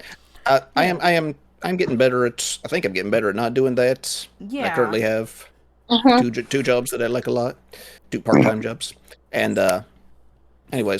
But speaking of struggling, that is probably my favorite thing about like you said, she does need help all the time, but the fact that she doesn't give up, even with all that going on, and we were talking about how tragic, how people keep becoming orphans in Ace Attorney, and the tragic backstory that's usually not necessary. If any of the tragic backstories are over the top, it's hers. Oh, she not only lost her mother to murder, she saw it happen, had to deal with... She watched her mom get murdered by a terrorist, and then for the next 7 years had to watch her friend... Yeah, and then in the next 7 years had to watch her best friend and brother figure go through death row. And then at the very end of it, she thought she might have killed her own mom because she repressed it so hard. So, like, God damn, Athena! So and you wouldn't think that, but looking at her, she's so upbeat, so positive. Maybe trying to use that as a way to help her forget the trauma and forget the negativity, let go of the negativity. I mean, it sounds like something an expert in psychology would know about. I definitely think that her backstory comes out of nowhere though, with her positivity. Yeah, but that's not just something I love about her, or something I can relate to. The fear of I don't have any kind of trauma like that, but I have faced just the fear of adversity. And reminders of adversity. Just recently, my dad asked me if said he'd like to stop in a shop where I used to work, and my brain has a tendency to exaggerate this, but I had some very unfun experiences working there when I worked there. So I was thinking, we can go in, but I mean, you can go, but I'm going to stay here in the car. But then later I was thinking about I don't need to do that. I'm not going to die if I go in there. I'm treated, and even if somebody recognizes me, I can, and I'm not going to, turn into a monster when I see somebody that made me angry. Yeah. But my brain has a way of making me think, well, are you sure you want to risk that? Are you sure? And Athena, I do that with one of the. I should state that the job I'm doing now is the 4th time I've tried to get a job and gotten one, and then the first 3 I quit within a month or a week, and that's because the first one was IKEA, which, as you said, I have not set foot near that IKEA ever since I quit because it was such a it was a rough thing. I hated every second of it. The Cineplex wasn't as bad. I still go in. I just feel bad that I left so soon. And then no, I feel that anytime I even pass by that IKEA, I feel bad, and I'm like, I pass by that shop a lot too. But here's what I found. On that note, Athena, she's got a legitimate. She's afraid of something in her past for a good reason, and she doesn't have any trouble going to the lab. Apparently, she investigates there along with everybody else, and doesn't even tell them about what happened to her. And there's one point where she apparently, like, she got reminded of things and passed out for a bit, but she seemed okay after that. But then she's basically confronted with a lot of that stuff from her past, including the one of the guys responsible, but the main guy responsible for not only what happened to her mother, but what happened to her. And she faces him head on. You can't even tell if she's afraid or anything, but she faces him and decides to even, like, use her ability to try and help prove his guilt, prove that he is the guy she saw 7 years ago. And it turns out, it was really beautiful. Turns out to be even more afraid than she was. Oh, it's such a thing. Yeah. That whole case is a. I know. No. Just her willingness. No, it's I just get her willingness. Okay, her willingness. I'm almost finished here. Sorry. Okay, her willingness to face that and not even shy away from it, even when it's turned into what if I'm the one responsible for it. It is, and it's and she also saving. Even before that case, she had to go up against a prosecutor who happened to be a guy she was trying to save, and that obviously was a reminder of that too. So she's not afraid of confronting the past, at least when she has to. And that's something I can admire in anybody. So that's my main reason for liking her so much. I have to talk about the grappling of her thinking she might have killed her own mother. Because, holy shit, that whole thing is a thing. Because when she is arrested for it, it's because Aura said, fuck you, I don't want Simon to be the defendant, I want it to be Athena. Okay. And the problem I have with that is that when she does that, Athena immediately goes, if Prosecutor Blackwell is innocent, somebody else had to have been the culprit. And I love the fact that she immediately thinks, if someone else had to do it, it had to be me. And then she proceeds to have 5 black cyclops. Like, it's such a weird whiplash from it had to, like, Prosecutor Blackwell has to be innocent to, oh my god, I might have killed my mom. I'm like, whoa, sweetheart, you have missed about 16 steps. Slow down. You were 10.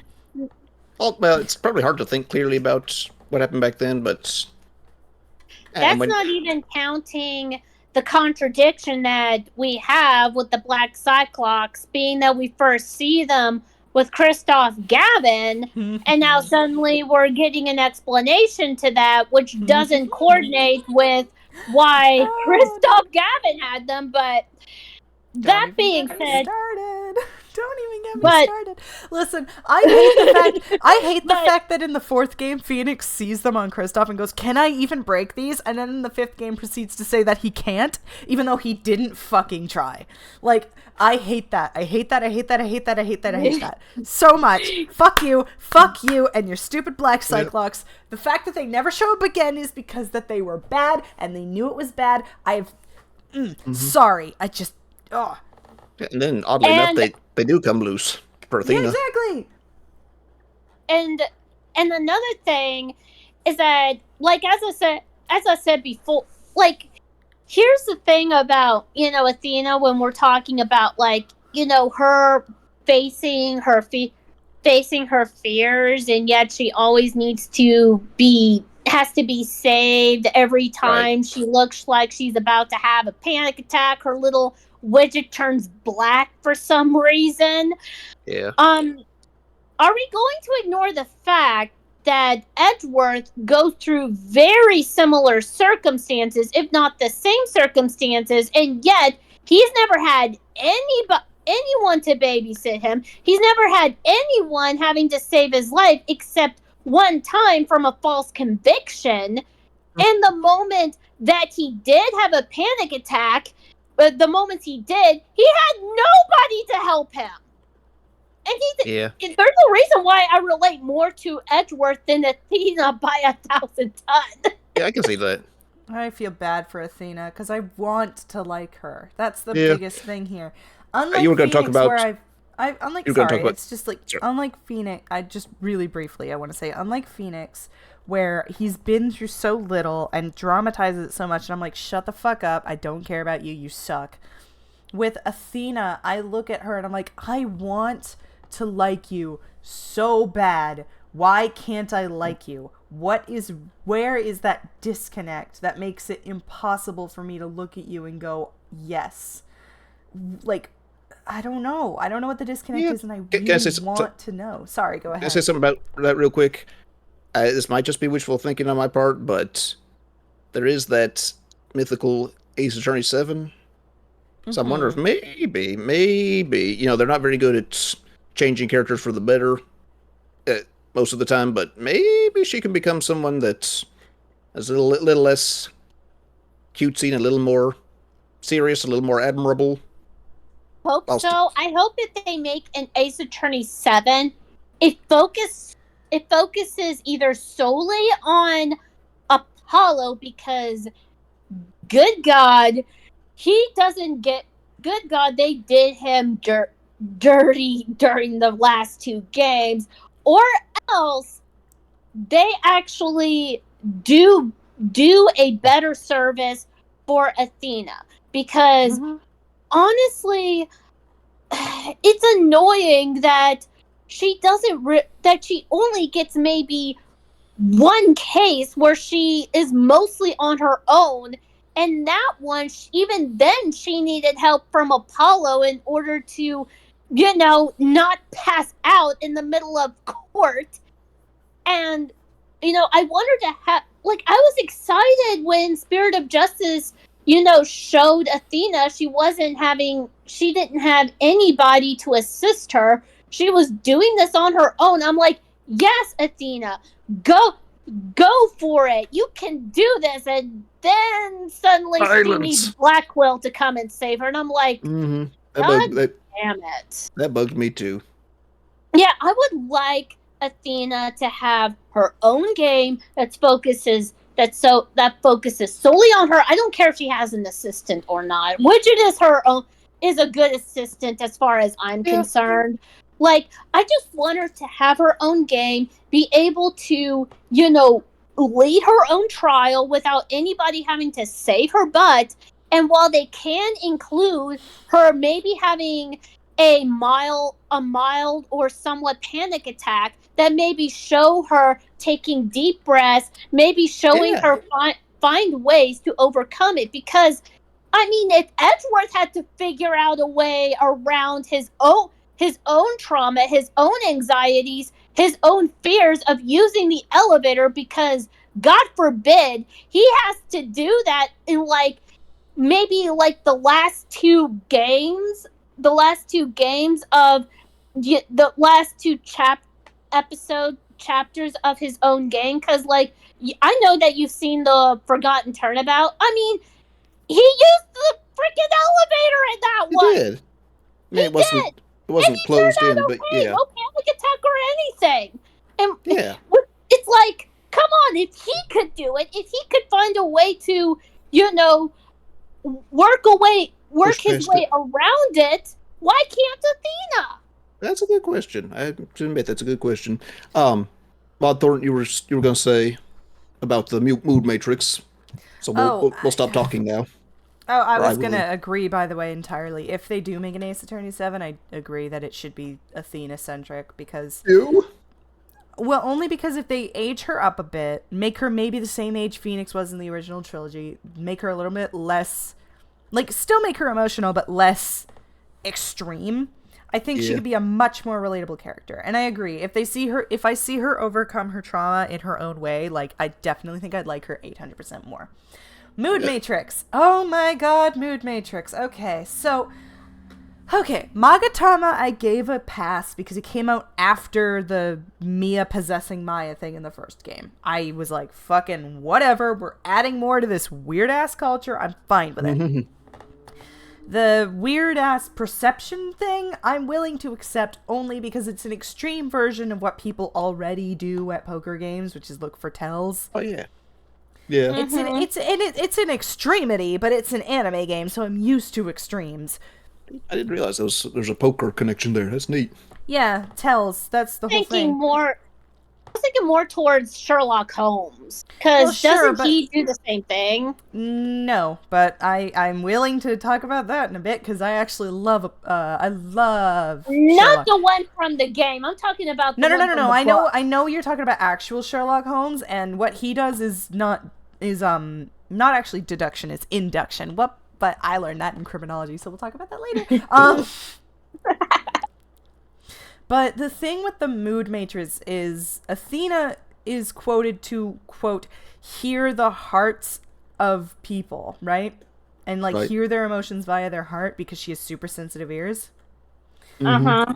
And I'm sorry, I could buy the other two because magic in a world where magic already exists, fine. It's too late to go back. Let's just go full on.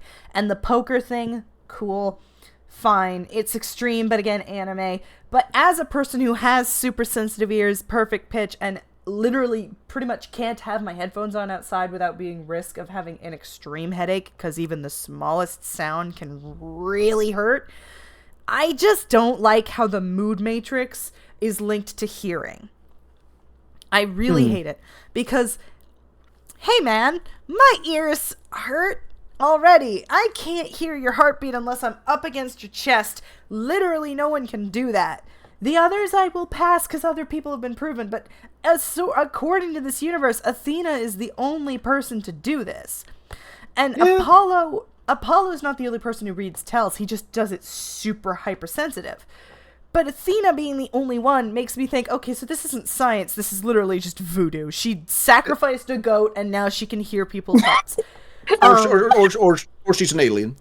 Or she's an alien. Like the idea of sacrificing a goat.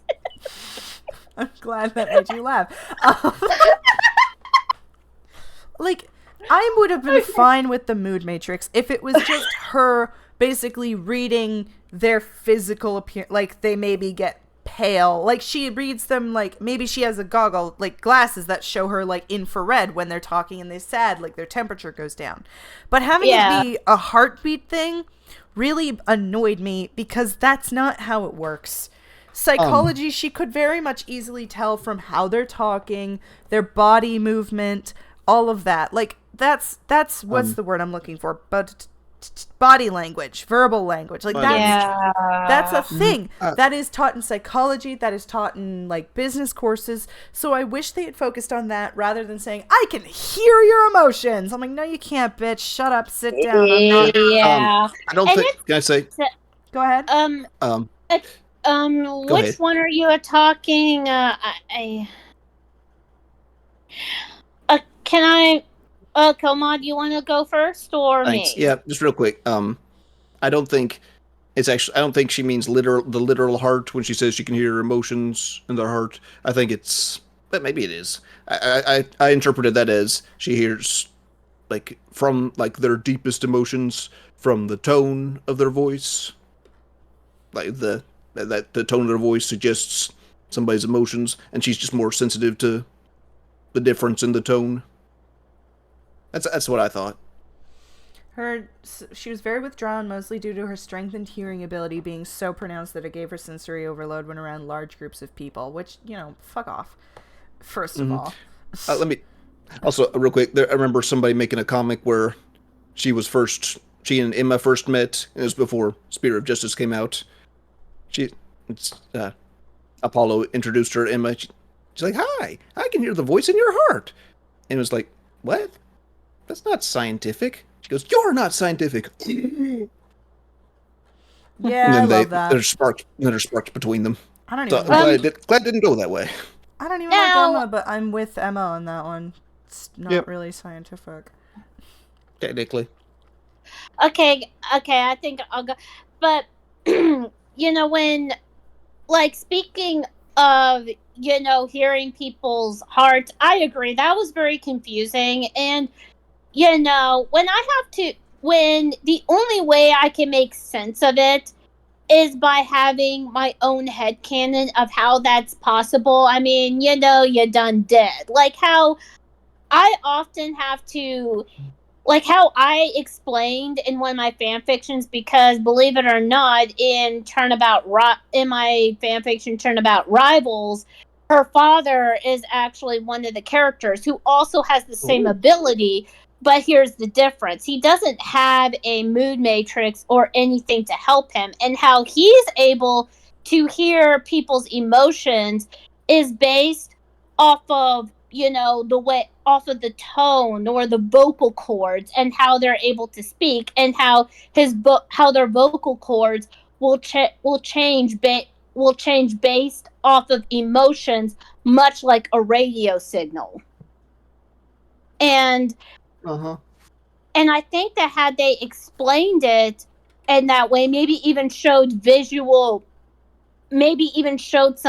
visual showed visually of her hearing people's emotions through their speech, maybe having someone talk and maybe showing like a red color, or or when someone else is speaking, that it shows a purple color to Yeah. represent the kind of emotion she's hearing from other people. I think it would have made better sense, because that's how I described it when I wrote my fan fiction Turnabout Rivals, which by the way, writing it in a literature form and describing how someone is able to hear someone's emotions and how it comes off visually is pretty interesting. I bet. Oh yeah. It's interesting that you mentioned that, because I remember in the game sometimes whenever you heard Discord, you'd hear it sound like radio static. Yeah. Yeah, So I wonder, and that's how I based it off, except it wasn't through the mood matrix. What it was is that you see, like, Athena's, I can't remember his name. I often had him called Dr. Sykes often, and he was a psychologist. He wasn't an attorney at all. Like, he was just a psychologist. And what he did was that whenever he sat across his clients and he would ask them stuff, then whenever they would speak, like, you would see, like, their speech or whatever testimony, if you have it, was on there. Each word would, represent a certain emotion that he could hear based off of their vocal cords and how different they were. Because his ears are so strong, that he's able to hear even the slightest difference of the change in vocal cords that is affected by their emotions. yeah. Well, can I are you finished? Yeah, I'm finished. Okay. I just want to say one final nice thing about Athena, because that's basically all I've said about her. She it's like as weird as and hard to explain as her sensitive hearing is. It kind of seemed to me like a metaphor for how she's compassionate. She listens to people when they speak, and tries to understand. I remember like a picture of her holding her ear close to you. It's just the sweetness of that is what really charms me about her. She wants to help people understand their emotions and get past the negative ones, and she even does that in court.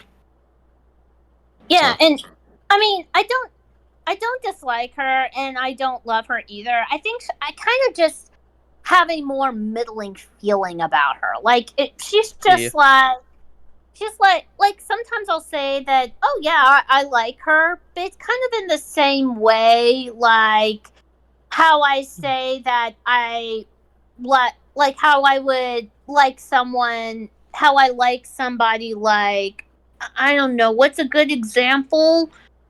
Like how I like, grown up Pearls, which, I mean, she was much more likable in the trilogy, but my feelings towards her post trilogy, during Dual Destinies and Spirit of Justice, I'm just like, she's okay, I guess. I mean, I don't hate her, I don't like her. I mean, it's kind of middling. And I can't even say that I relate to Athena, and it feels sad because I keep thinking that had the game allowed her to be an attorney, to be able to learn to work around her phobia, to work around her fear of courts, because it is possible there are a lot of people that have been able to do that successfully. Mm-hmm. And there are examples from stories, by the way, like Divergent, the original book. There, like, and how you see Tress, having to having to, go through tests that, trigger some of her fears, when she becomes dauntless, and how they have to face their fears is based off of how they help those with phobias with psychology. Ah. And I feel I feel that had they done something like that with Athena, maybe not visually, but maybe something close to it, where, every time she goes into court, like, you can see that she's starting to feel panicky, but then she takes deep breaths and she's like, Mm-hmm. I can do this, and then she Do just this. goes and soldiers on. Much like, Yeah, yeah, I'd love to see then that I too. think I would have related to her much better, especially since she's a girl. And Oh I yeah. think, and many shows I've watched, I always favor female characters more. And somehow, if I was to, and somehow I can't relate to Athena. The person I relate to in Ace Attorney the most is Edgeworth. Hmm. And that's because when you compare Edgeworth to Athena, Edgeworth hardly ever gets any help. And the only help he gets, he tends to respond in the way that feels more relatable. You know, Mm-hmm. like when you see, like in Bridge to the Turnabout, like he has a panic attack from the earthquake and has lost, Iris in the process. Uh-huh. And he ends up becoming more agitated, and, to the point where his sister has to tell him, hey, go take a breather outside. And, Phoenix goes to him, and later he says that he was going to hug it out. And then when he says, hey, Edgeworth, trying to, help him feel better, Edgeworth faces him, glares at him, and he says, go laugh at me. And Ooh. I'm like, yes, that's how most people like him would probably respond. That feels relatable, because it's like, Uh-huh. I don't want your pity. I don't want you to help me, because because the moment that you start helping me, I feel worthless. I feel Mm. like a failure. I feel like the worst person in the world. So please do not try to help me. Let me try to figure this out on my own. Yeah. He wants to be worthy. Wants to be Yeah, little exactly. worthy. Wait, sorry, that's different. Um, Mm-hmm. but I'm going to say, just share one last thing that this make me think of. A quote from Seneca the Younger, an ancient philosopher of Rome: "We suffer more in imagination than in reality." So, and Mm-hmm. that's basically what phobias are. It's something in your brain and in your emotions saying, "This is a lot more dangerous than it really is." Usually, things are not as, or at least, yeah, it's going to be more of a problem than you think it's going to be more of a problem than it really is. And that's something I really relate to a lot. And something that Athena's all about is facing phobia, is facing fears, rational and irrational. Mm-hmm. So, but that's been very helpful advice for me lately. It's realizing some suffering is real, some I'm just putting on myself by taking something and amplifying it. I find it interesting. I went to the washroom. Sorry, I'm back. No, it's fine. Did I you hear it? You heard all oh, that? I heard everything. Don't worry. Okay. I find it very, very interesting that you said you relate more to girls, because I don't. It's complicated. I don't relate to girls very often in media unless there are more girls than guys in said media. I do not relate to any of the girls in Ace Attorney except for Mia, which is weird because Mia's dead. Yeah. I'm based more off of like many of the, many of the shows and cartoons that I've watched. No, I get you. Yeah. I know what you're talking about. It's just when I think about any of the stuff I watched as a kid and as a grown up, I can't think of them where I related to the woman. I liked the girls because I'm horrendously gay, but but I don't think I ever related to them. It was the dude, so I was like, "Fuck yeah, I get you, man. Let's do this." And it was like the same thing goes for Ace Attorney. I think Athena is too emotional for me to relate. Yeah. And if I could relate to her, it'd be because she's kind of figured it out. Hopefully she will somewhere down the road. Yeah. Yeah, like some of the girls, you can finish. I didn't know you were still going. I was just going to say, we're probably going to wrap up soon because we all seem very talked out, but continue. Mm-hmm. Yeah, but like some of the girls that, female characters that I remember relating to a lot was, in Danny Phantom, I've related much more to the female characters like Jazz and Sam Manson than any of the guys. Let's see. Yu-Gi-Oh! I definitely related more to the female characters. I feel really bad because the only Danny Phantom character that is a female that I know by name is Ember, sorry. And the only thing I really know about Ember, other than her song, is the fact that she accidentally inspired a school shooter. Okay. That's weird. But, there it's a fucking trip. I learned something new today. Yeah, but there are plenty of female characters in Danny Phantom, and really cool kick-ass ones. From what I remember, that's definitely true.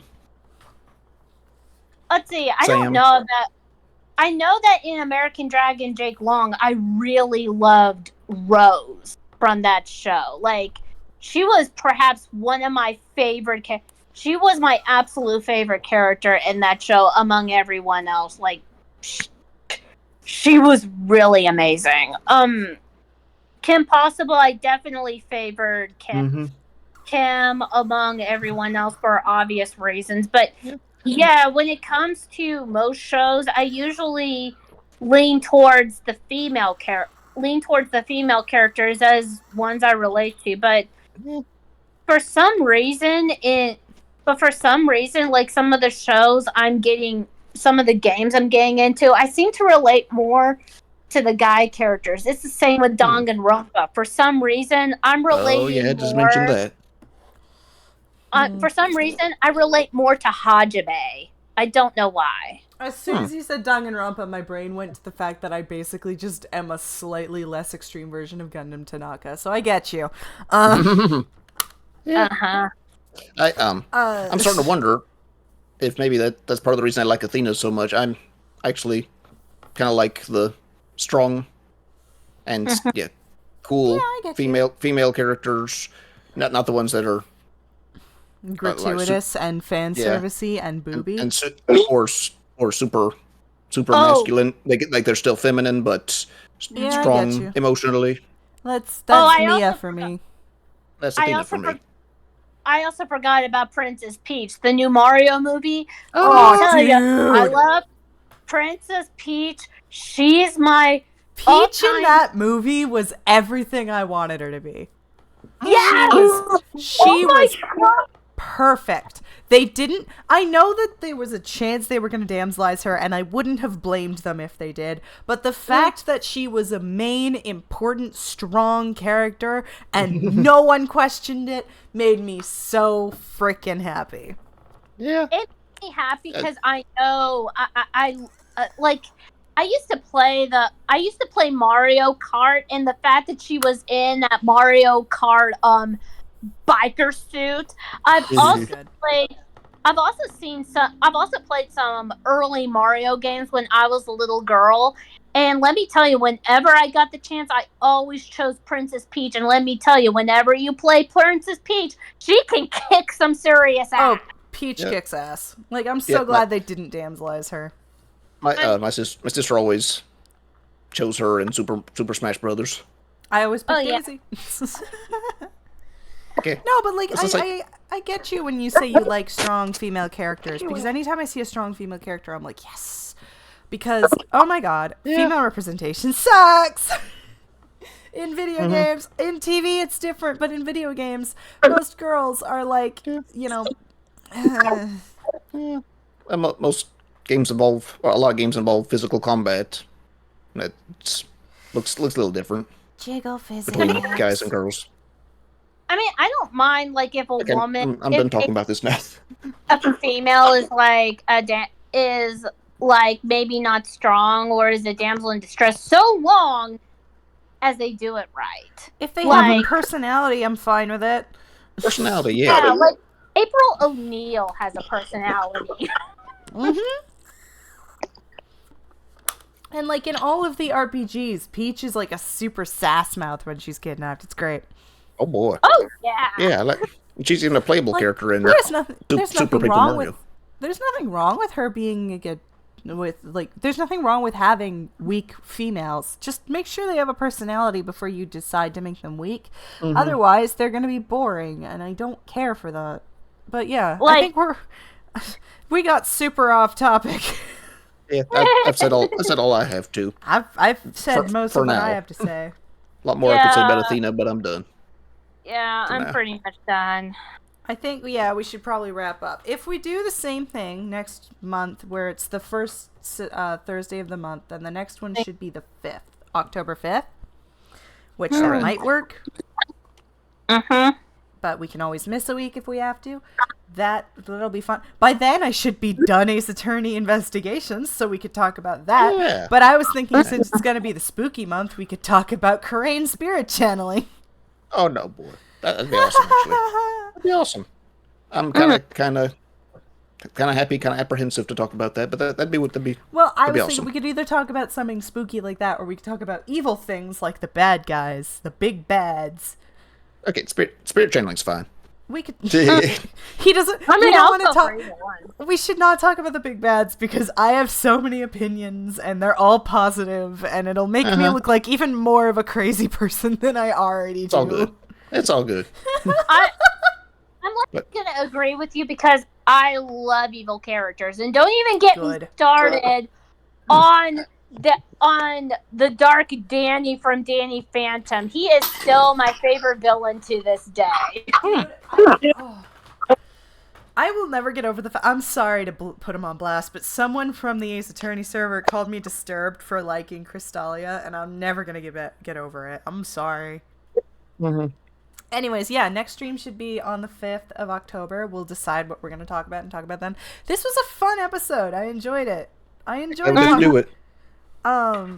So yeah, as for, you can catch these two on Ask Ace Attorney. I am probably going to stream again. Actually, it's almost midnight. My roommates probably want to sleep. I probably shouldn't stream, even though I want to. My next stream will then be Sunday. I will be streaming Ace Attorney Investigations 2. I'll be starting, what is it called? The Grand Turnabout? Yay. Yeah, I think so. It's the grand turnabout. I'll see if I can maybe make it to the stream. I know I didn't make it during the last two because I didn't want to spoil anything for That's you. fair. Because a lot. Yeah. If you want to see the VODs, you can. Because they're all on YouTube, and believe I have things to say about Franny in those. But yeah, next stream will be Sunday because screw doing another stream right now while it's almost midnight. You can catch them at Ask Ace Attorney. I think that's all we've got to say. I'll see y'all Sunday. Bye. Thanks for listening. Bye. Bye-bye.